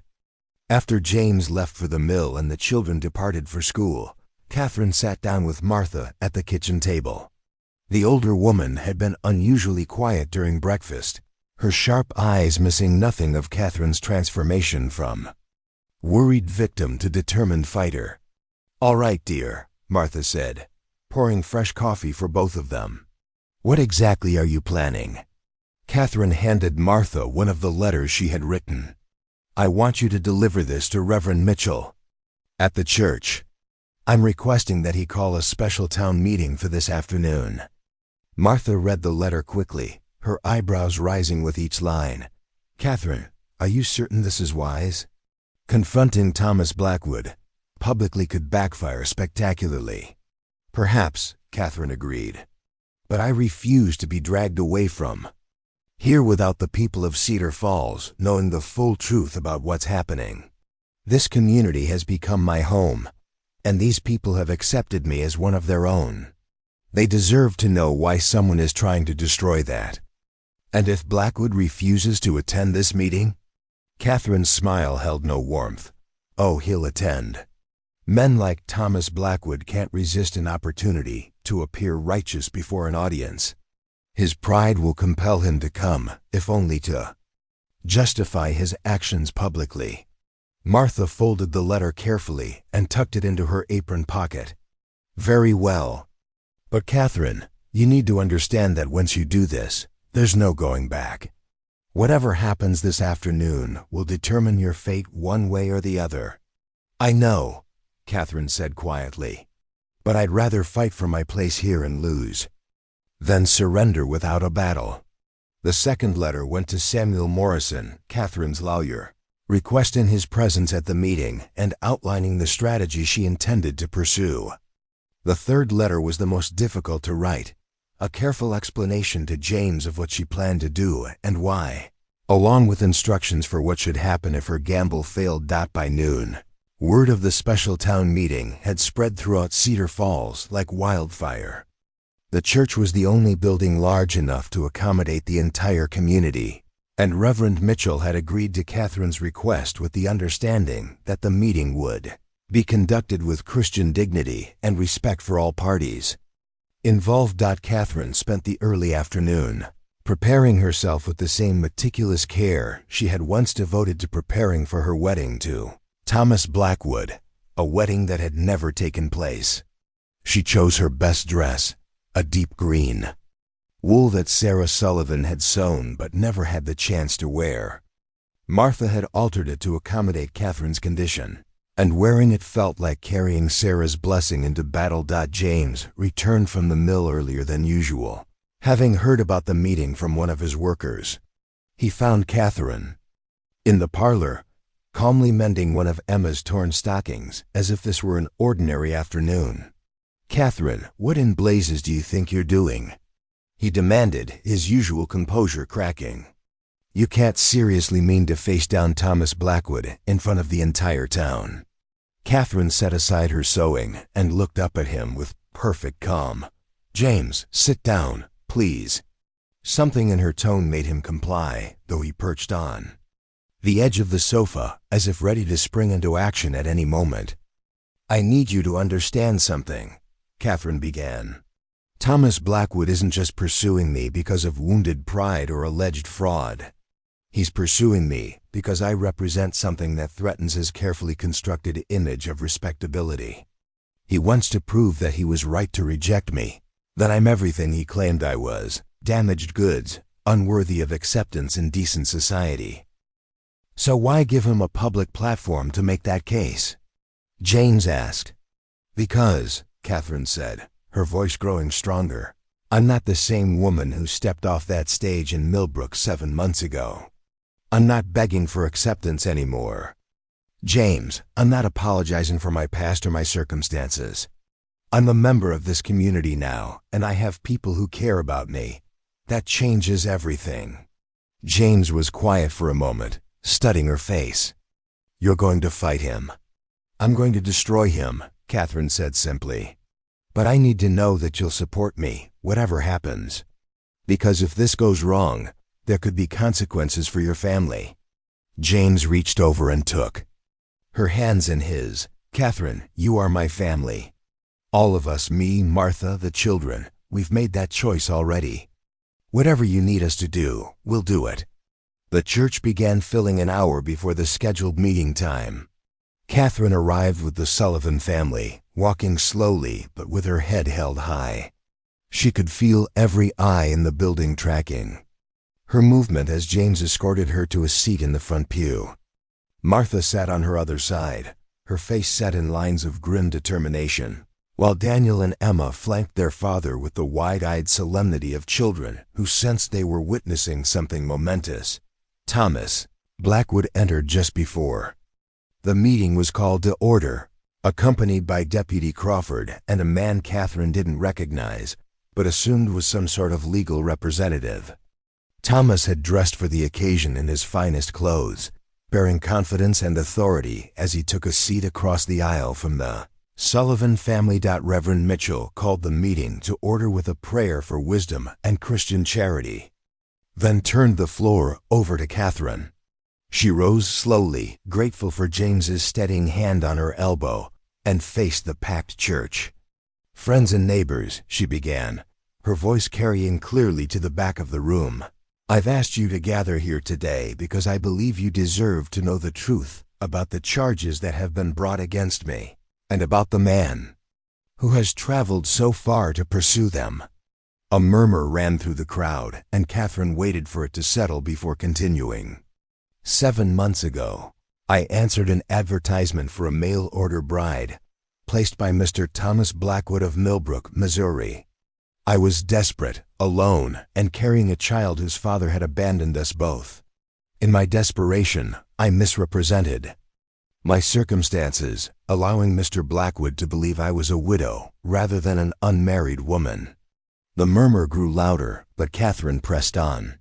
"When Mr. Blackwood discovered my deception, he rejected me publicly and gave me money to leave town. I accepted that money gratefully, because without it, I would have been stranded with nowhere to go and no means of supporting myself or my unborn child." Thomas Blackwood stood up, his face flushed with anger. "You're leaving out crucial details. Miss Morrison, you deliberately defrauded me." "Mr. Blackwood," Reverend Mitchell interrupted firmly, "you'll have your chance to speak. Please allow Miss Morrison to finish." Thomas sat down reluctantly, his jaw tight with frustration. Catherine continued, her voice growing stronger with each word. "I left Missouri believing that chapter of my life was closed. I came to Cedar Falls by chance, met the Sullivan family, and found a place where I could contribute something useful to the world. I've spent the last 4 months caring for 2 wonderful children, helping to manage a household, and becoming part of a community that accepted me despite my past." She paused, her hand resting on her swollen belly. "Now Mr. Blackwood has followed me here, claiming that the money he freely gave me was obtained through fraud. But I ask you to consider this. What kind of man travels hundreds of miles to pursue a pregnant woman over a sum of money that represented less than a week's income from his prosperous business?" The crowd was completely silent now, hanging on every word. "This isn't about money," Catherine said, her voice ringing with conviction. "This is about a man who cannot accept that he was wrong. Wrong to judge a woman's worth by her past mistakes rather than her character. Wrong to believe that respectability comes from circumstances rather than actions. Wrong to think that he has the right to destroy a family because his pride was wounded." Thomas leaped to his feet again. "You have no right to question my character. You're a lying, scheming Mr. Blackwood." The voice that cut through his tirade belonged to Martha Hartwell, who had risen from her seat with the authority of someone accustomed to being obeyed. "You will watch your tongue in this house of God, especially when speaking about a member of my family." The emphasis on the word family sent a clear message throughout the room. Martha Hartwell was one of the most respected women in Cedar Falls, and her public claim of Catherine as family carried enormous weight. "Furthermore," Martha continued, her voice sharp as winter wind, "I find it interesting that you speak of fraud and deception, while conveniently failing to mention that you placed an advertisement seeking a wife then rejected the woman who answered. It because she came with what you considered complications. What exactly did you expect from a woman, desperate enough to travel across the country to marry a stranger? Thomas's face grew even redder. I expected honesty. You expected perfection, James Sullivan said, standing up beside Catherine. You expected a woman with no past, no complications, no human frailties. But Catherine Morrison gave you something much more valuable than perfection. Mr. Blackwood, she gave you the chance to show mercy, compassion, and Christian charity. You rejected that chance, and now you're angry because she found people who were capable of what you were not. The crowd was beginning to murmur again, but the tone had shifted. Catherine could sense the mood in the room changing as people began to see the situation through her eyes rather than Thomas's. Deputy Crawford stood up reluctantly. Folks, I appreciate the sentiment here, but I still have a legal warrant to execute. Whatever the moral rights and wrongs of this situation, Miss Morrison has been charged with a crime in Missouri.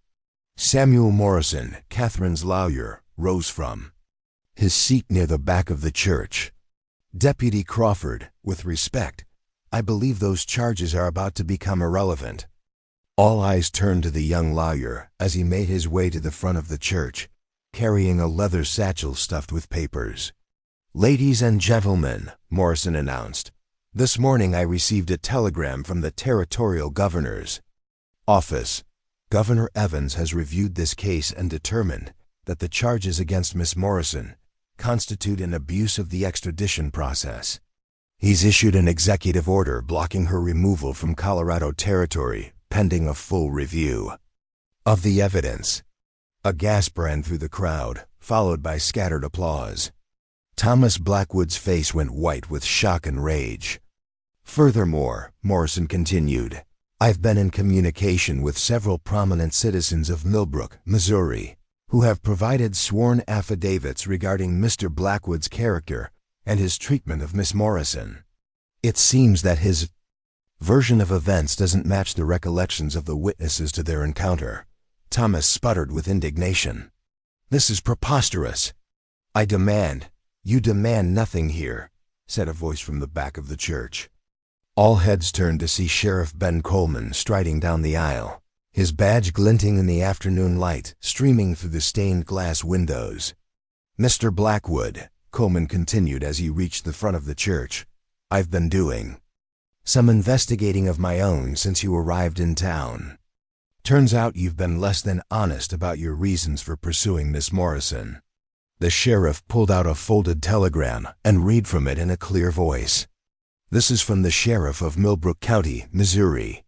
Quote, Thomas Blackwood, currently under investigation for irregularities in business practices. Multiple complaints filed regarding fraudulent land deals and misrepresentation of property values. Suspect may be using the pursuit of Catherine Morrison to deflect attention from their own legal troubles. End quote. The church erupted in shocked murmurs and exclamations.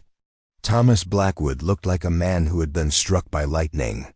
Sheriff Coleman, Deputy Crawford said slowly, are you suggesting that Mr. Blackwood has been using my warrant to pursue a personal vendetta while avoiding legal troubles of his own? That's exactly what I'm suggesting, Coleman replied grimly. And I think it's time Mr. Blackwood returned to Missouri to face his own legal difficulties. Thomas made one last desperate attempt to salvage his position. This is all lies and conspiracy. I'm an upstanding citizen of Missouri, and I demand what you are, Catherine said, rising once more to her feet with James's assistance, is a small, petty man who thought he could use the law to punish a woman for embarrassing him. But you made one crucial mistake, Mr. Blackwood. Thomas glared at her with undisguised hatred. And what was that? Catherine smiled, and for the first time in months, it was a smile of pure triumph. You underestimated the power of a family that actually loves each other. As if summoned by her words, Emma Sullivan broke free from her father's restraining hand and ran to Catherine, wrapping her small arms around Catherine's legs and glaring defiantly at Thomas Blackwood. "You leave our Catherine alone," the little girl declared with fierce loyalty. "She belongs with us." Daniel moved to stand beside his sister, his young face set in lines of determination that mirrored his father's. Martha stepped forward to place a protective hand on Catherine's shoulder, while James moved to stand beside his children, creating a human wall of family unity. The sight was so powerful, so moving, that several people in the congregation began to applaud. The applause spread throughout the church until it became a thunderous ovation that seemed to shake the very rafters. Thomas Blackwood stood alone in the midst of this demonstration, isolated and defeated. Deputy Crawford approached him with obvious reluctance. "Mr. Blackwood, I think it's time we return to Missouri. It seems you have some questions to answer there." As the crowd began to disperse, people stopped to shake Catherine's hand, embrace her, and welcome her officially into the community. Mrs. Henderson from the general store pressed a small gift into her hands. "For the baby," she whispered with tears in her eyes. "Every child born in Cedar Falls deserves a proper welcome." Old Mr. Peterson, who rarely spoke to anyone, stopped to tip his hat to Catherine. "You've got more spine than most men I know, miss. This town's lucky to have you." But it was the words of young Mary Fletcher, the schoolteacher, that meant the most to Catherine. "Thank you," Mary said simply, "for showing us all what courage really looks like." As the church finally emptied, the Sullivan family stood together in the fading afternoon light. Catherine felt the baby move strongly within her, as if celebrating their victory, and she placed both hands over her belly with a sense of profound gratitude. "Well," Martha said with satisfaction, "I think that went rather well." James laughed, the sound rich with relief and joy. "Catherine, I hope you know that you've just become a legend in this town. People will be talking about this day for years to come." Catherine leaned against James's strong shoulder, exhausted but triumphant. "I don't care about being a legend," she said softly. "I just care about being home." Emma tugged on Catherine's skirt, her little face serious. "Miss Catherine, are you really going to stay with us forever now?" Catherine knelt down carefully, bringing herself to the little girl's eye level. "Forever and always, sweetheart. Nothing and no one will ever take me away from you again." As they walked home through the streets of Cedar Falls, Catherine felt a deep sense of peace settle over her. The battle was won, the threat was ended, and she was exactly where she belonged. Tomorrow would bring new challenges. Her baby would be born soon, and there would be practical matters to settle regarding her legal status and her place in the Sullivan household. But tonight, she was simply Catherine Sullivan, not Morrison. Not the failed mail-order bride, not the woman with a scandalous past, but a beloved member of a family that had chosen to stand by her when it mattered most. The mountains of Colorado rose around them like protective walls, and the first stars were beginning to appear in the darkening sky. Catherine had found her place in the world at last, and no one would ever take it away from her again. 3 weeks after the confrontation in the church, Catherine woke to the familiar sensation of the baby's restless movements. But this time, something was different. The rhythmic tightening across her belly that had been coming and going for days suddenly intensified, becoming impossible to ignore. She lay still in the pre-dawn darkness, timing the contractions by the steady tick of the mantel clock downstairs, and realized that today would be the day her child finally entered the world. The irony wasn't lost on her that after months of legal battles over her pregnancy, the baby had chosen to arrive just as winter was beginning to loosen its grip on the Colorado mountains. Outside her window, she could hear the first tentative sounds of spring, water dripping from melting icicles, and the distant call of returning birds. It seemed fitting that new life should announce itself as the world itself was awakening from its long sleep. Catherine rose carefully from her bed and made her way to the window, one hand pressed against her lower back where a deep ache had settled. The eastern peaks were just beginning to catch the first hints of dawn, their snow-covered summits glowing pink against the deep blue sky. Cedar Falls spread out below her, peaceful and welcoming in the morning light, smoke rising from dozens of chimneys as the town began its daily routine. Another contraction gripped her, stronger than the last, and Catherine breathed through it. The way Dr. Mitchell had taught her during his visits to the house.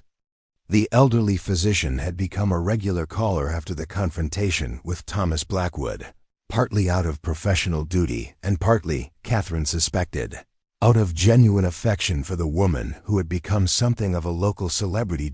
When the pain subsided, Catherine made her way quietly downstairs to the kitchen, where she found Martha already up and tending to the stove. The older woman took one look at Catherine's face and set down her coffee cup with a knowing smile. "Well," Martha said with calm satisfaction, "I wondered when this little one would decide to make an appearance. How far apart are the contractions?" "About 10 minutes," Catherine replied, grateful that Martha's experience with childbirth meant she wouldn't have to explain what was happening. "They started getting stronger about an hour ago." Martha nodded and began bustling around the kitchen with efficient purpose. "I'll send Daniel to fetch Dr. Mitchell as soon as he's dressed. James will want to know, of course, though there's precious little he can do except pace and worry." As if summoned by his name, James appeared in the doorway, already dressed for work but clearly not planning to leave the house. His hair was disheveled from sleep, and his eyes held the particular combination of excitement and terror that seemed to affect all prospective fathers. "How are you feeling?" he asked Catherine, his voice carefully controlled despite the obvious anxiety beneath it. "Like I'm about to meet someone very important," Catherine replied with a smile that was interrupted by another contraction. She gripped the back of a kitchen chair and breathed through the pain, aware of James and Martha watching her with concerned attention.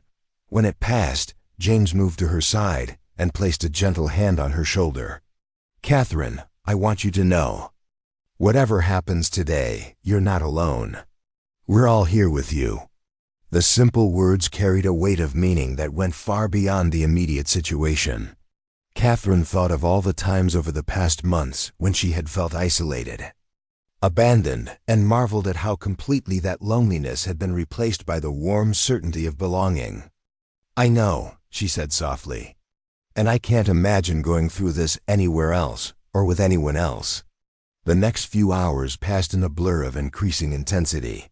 Dr. Mitchell arrived with his black bag and his reassuring bedside manner, pronouncing everything to be progressing normally and settling in for what he predicted would be a long but uncomplicated delivery.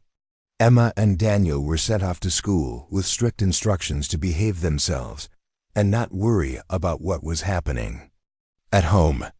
"But we want to meet the baby," Emma protested, her lower lip jutting out in the stubborn expression that always reminded Catherine of James. "You will, sweetheart," Catherine assured her between contractions. "But babies take their time coming into the world, and you have learning to do.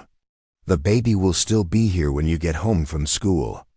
James made a token attempt to go to the mill, but Martha sent him right back upstairs with orders to stay within calling distance. "No wife wants her husband miles away when she's bringing his child into the world," she declared with the authority of someone who had witnessed dozens of births over the years. "But Catherine isn't my wife," James pointed out, though his tone suggested this was more an observation than an objection. Martha fixed him with a look that could have melted the remaining snow on the mountain peaks. "James Michael Sullivan, that woman upstairs has been more of a wife to you and more of a mother to your children than many women manage in a lifetime of marriage. If you think a piece of paper from the preacher changes what you mean to each other, then you're a bigger fool than I raised you to be." James had the grace to look embarrassed. "You're right, of course. I just ... I want to do right by her, Mother Hartwell. She deserves everything proper and legal." "Then perhaps," Martha said pointedly, "you should consider making it proper and legal." By midday, Catherine's contractions were coming fast and strong, leaving her little time to rest between them.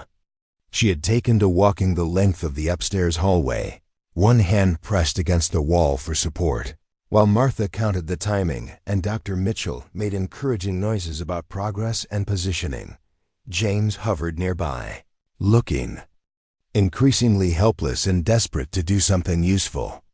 Finally, Catherine took pity on him and asked him to read aloud from one of the books of poetry that Sarah had collected.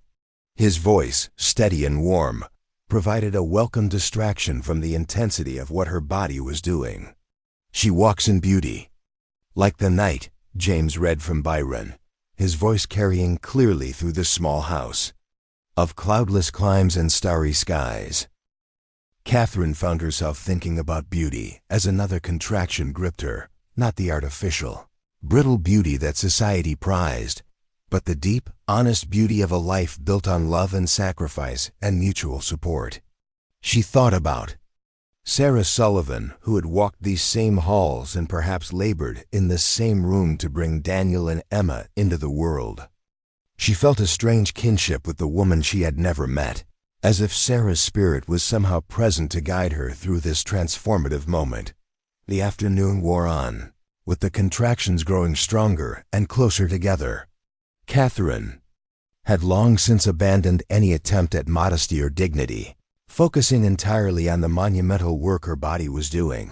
Dr. Mitchell's examinations became more frequent, and his expressions more concentrated, though he maintained his reassuring demeanor.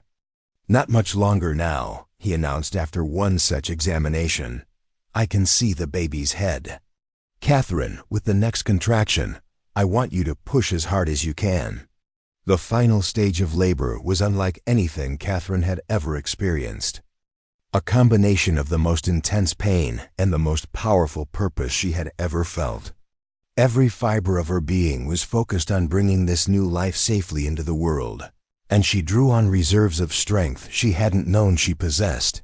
James had moved to sit beside the bed, holding her hand and offering quiet words of encouragement. His presence anchored her, giving her something to focus on beyond the overwhelming sensations coursing through her body. "I can see the shoulders," Dr. Mitchell announced with satisfaction. "One more push, Catherine, just one more." Catherine bore down with every ounce of strength she had left, and suddenly the pressure was gone, replaced by a sensation of profound relief and completion. A thin, reedy cry filled the room, the most beautiful sound Catherine had ever heard. "It's a girl," Dr. Mitchell announced with obvious pleasure. "A perfect, healthy little girl." Through her exhaustion, Catherine felt a surge of joy so intense it brought tears to her eyes.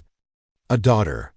She had a daughter, born free and safe in a house filled with love, surrounded by people who already considered her part of the family. Dr. Mitchell cleaned the baby quickly and efficiently before placing her in Catherine's arms. The infant was tiny and red-faced, with a shock of dark hair and eyes that seemed to look directly at Catherine with ancient wisdom. "Hello, little one," Catherine whispered, her voice thick with emotion. "Welcome to the world." James leaned over to get his first clear look at the baby, his expression soft with wonder. "She's beautiful, Catherine. Absolutely perfect." Martha appeared in the doorway with clean linens and a basin of warm water, her own eyes suspiciously bright. "Well," she said with satisfaction, "it looks like our family just got a little bigger." The next few hours passed in a haze of exhaustion and euphoria. Dr. Mitchell completed his examination of both mother and baby, pronouncing them both healthy and strong. Catherine tried to rest, but found herself unable to stop looking at her daughter, marveling at the tiny fingers and perfect features. When Emma and Daniel returned from school, they crept into the room with the reverent silence of children approaching something sacred. Emma climbed carefully onto the bed beside Catherine, her eyes wide with amazement as she studied the baby. "She's so little," Emma breathed. "What's her name?" Catherine had been thinking about names for months, but now, looking at her daughter's face, only one seemed right. "Hope," she said softly. "Her name is Hope." Daniel moved closer, his young face serious with the weight of his new responsibility as big brother. "Hope Sullivan?" he asked. Catherine's heart clenched at the casual assumption of family name. But before she could respond, James spoke up. "Actually," he said, his voice carefully controlled, "I was hoping we might discuss that. The name, I mean." Everyone in the room turned to look at him, and Catherine saw that his face was flushed with nervousness and determination. "Catherine," James continued, kneeling beside the bed so that they were at eye level, "I know this isn't the most romantic proposal in the world, and I know that timing is less than ideal, but I can't let another day pass without making this official." Catherine's breath caught in her throat as she realized what was happening. "Will you marry me?" James asked simply.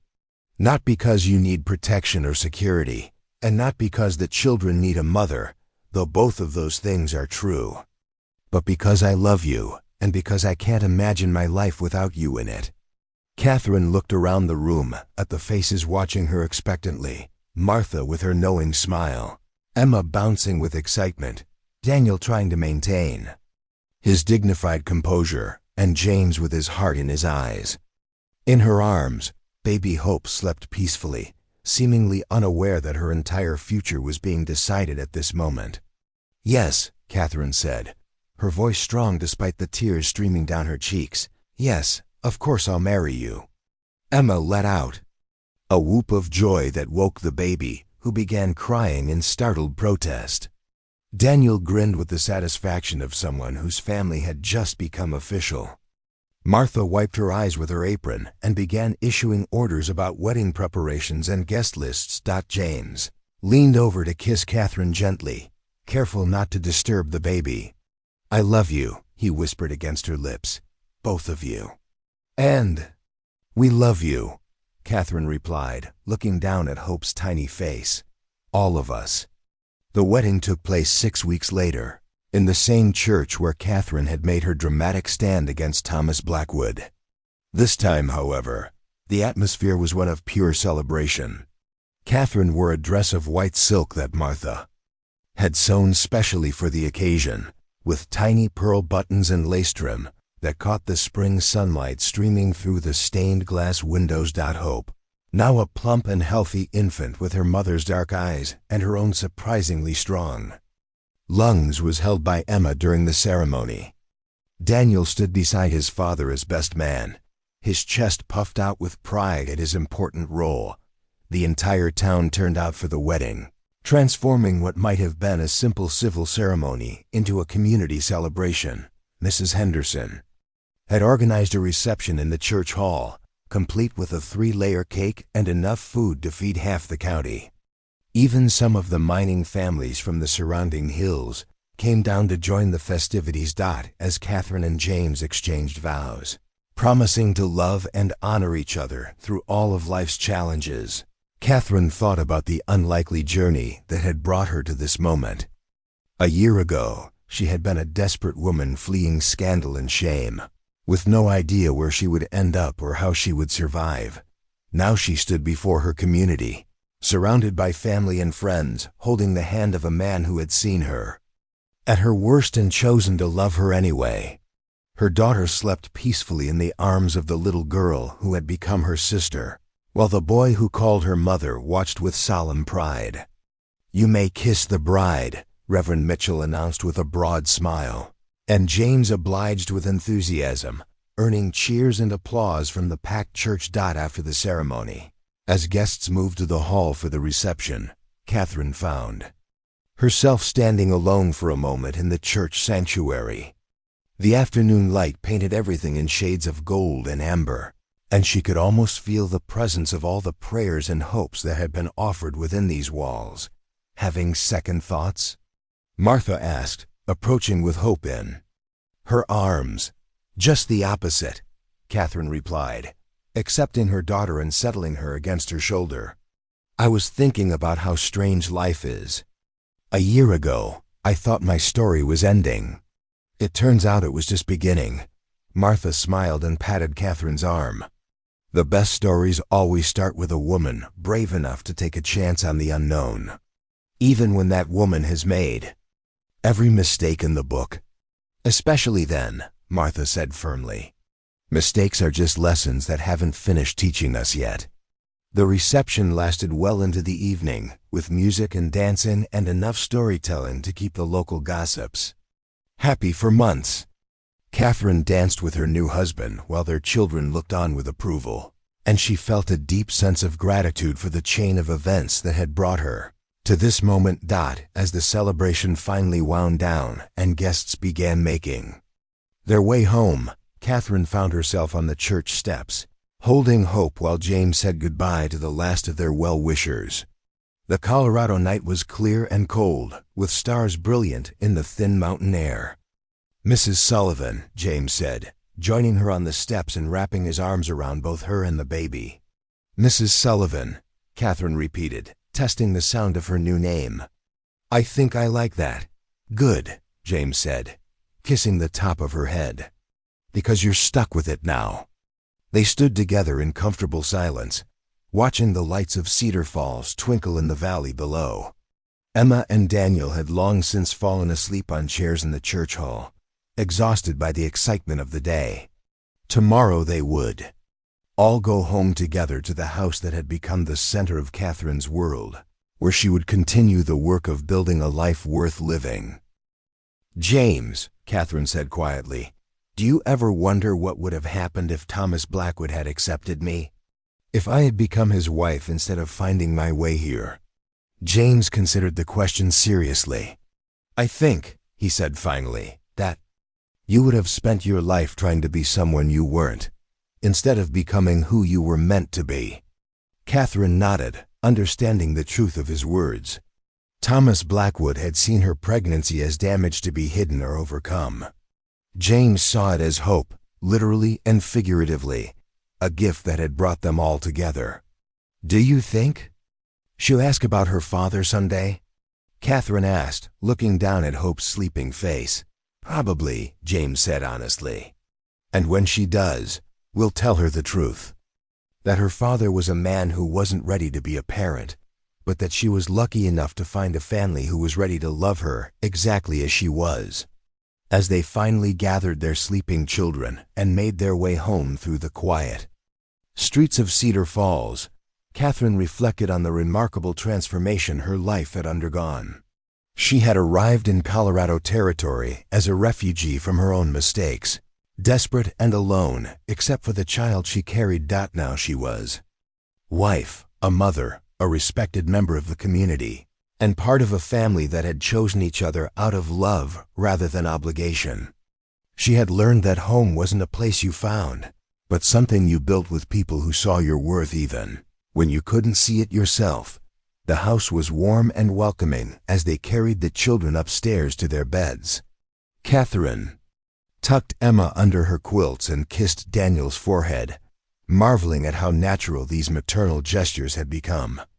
These children who had started as charges under her care were now truly her son and daughter, and she loved them with a fierce protectiveness that sometimes surprised her with its intensity. In her own room, their room now, Catherine prepared hope for sleep while James banked the fire for the night.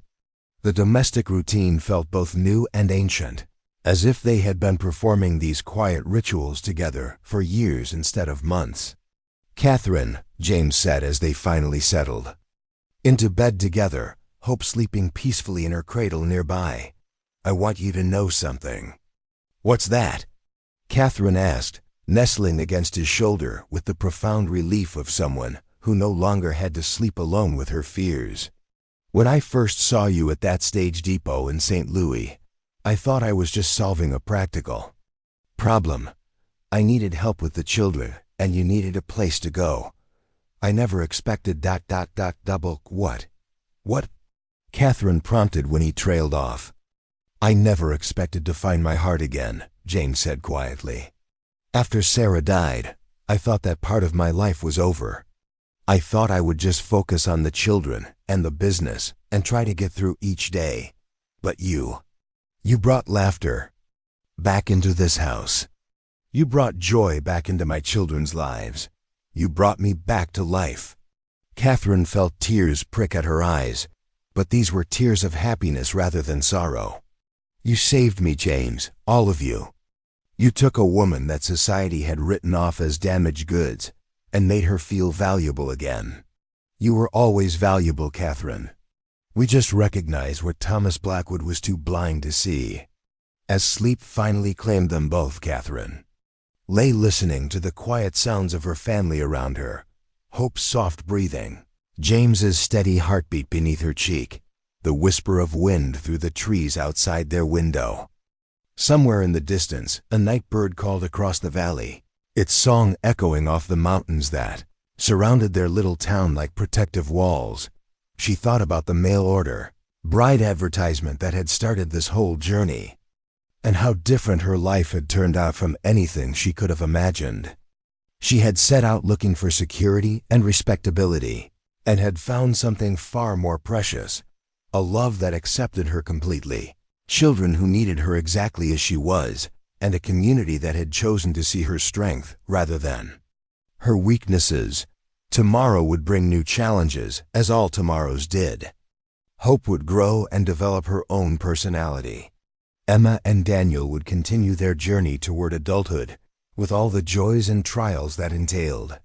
The lumber business would have its ups and downs, the community would face its own struggles, and life would continue to test their resolve and their love for each other. But tonight, Catherine Sullivan, no longer Morrison, no longer the woman who had stepped off a train in Millbrook with her heart full of desperate hope, fell asleep surrounded by the love she had found in the most unexpected place, with the absolute certainty that she was finally, truly home. In her dreams, she saw a little girl with dark hair and bright eyes running through the mountain meadows above Cedar Falls, chasing butterflies and calling for her mama.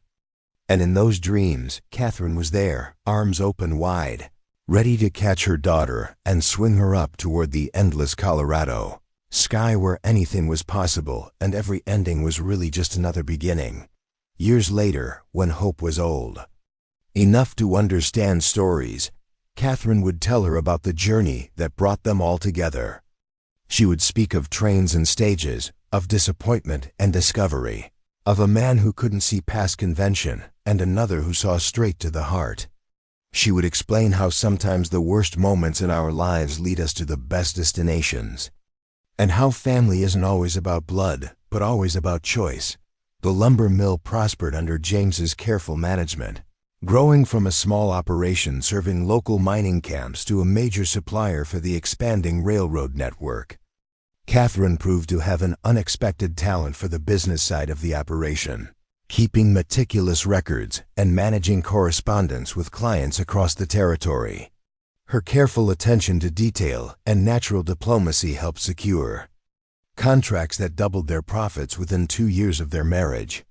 Emma grew into a spirited young woman with her mother's gentle heart and her father's stubborn determination. She excelled in her studies and showed an early interest in medicine, often accompanying Dr. Mitchell on his rounds to assist with simpler cases. Her natural compassion and steady hands suggested a future as a healer, continuing the tradition of women who used their strength to help others. Daniel developed into a thoughtful young man who inherited his father's skill with machinery and his stepmother's way with words. He spent his summers working at the mill, learning every aspect of the lumber business, but his true passion lay in engineering. He dreamed of building bridges and railways that would connect the isolated mountain communities to the wider world. Hope, true to her name, brought joy to everyone she encountered. She had Catherine's dark eyes and James's steady temperament, but her own unique spirit that seemed to find wonder in everything around her. The children of Cedar Falls followed her like she was the Pied Piper, drawn to her infectious laughter and boundless curiosity about the world. Martha lived to see Hope's 5th birthday, passing peacefully in her sleep with the satisfaction of knowing her family was secure and happy. Her final words to Catherine were characteristic. "You've done well, dear. Sarah would be proud of the mother you've become." The telegram announcing Thomas Blackwood's conviction for fraud arrived on a crisp autumn morning 3 years after Hope's birth. Catherine read it without satisfaction or vindication, feeling only a distant pity for a man who had let pride and prejudice blind him to what really mattered in life. She burned the telegram in the kitchen stove and never spoke of it again. The town of Cedar Falls continued to grow around them, transforming from a rough frontier settlement into a proper community with paved streets, electric lights, and a train station that connected them to Denver and beyond.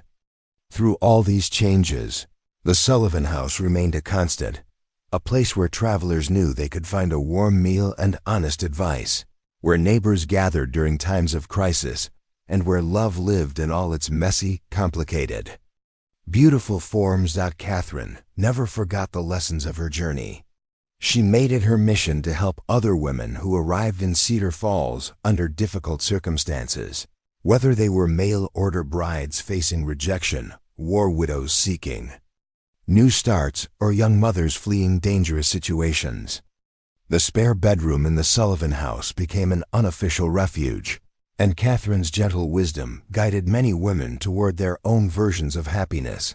On quiet evenings, when the children were grown and had families of their own, James and Catherine would sit on their front porch and watch the sun set behind the mountains. Hope would visit with her own children, filling the house once again with the sounds of young voices and running feet. "Do you ever regret it?" James would sometimes ask, gesturing toward the peaceful scene before them. "The path that brought you here, all the pain and uncertainty?" Catherine would always shake her head, her hand finding his with the automatic. "Comfort of decades together." "Not for a single moment," she would reply. "Every sorrow led to this joy. Every mistake taught us something valuable. Every rejection brought us closer to where we belonged." The story of the mail-order bride who became the heart of Cedar Falls passed into local legend, told and retold around the fireplace and dinner tables. But for Catherine, it was never a story of triumph over adversity or redemption from past mistakes. It was simply the story of how love finds a way, even when we think we've closed all the doors, even when society says we're damaged beyond repair, even when we've given up hope for ourselves. In the end, she understood that she hadn't been saved by the Sullivan family. They had all saved each other, creating something stronger and more beautiful than any of them could have built alone. That was the true magic of family, the real miracle of love, not that it made everything perfect, but that it made everything possible. Up next, you've got 2 more standout stories right on your screen. If this one hits the mark, you won't want to pass these up. Just click and check them out. And don't forget to subscribe and turn on the notification bell so you don't miss any upload from us.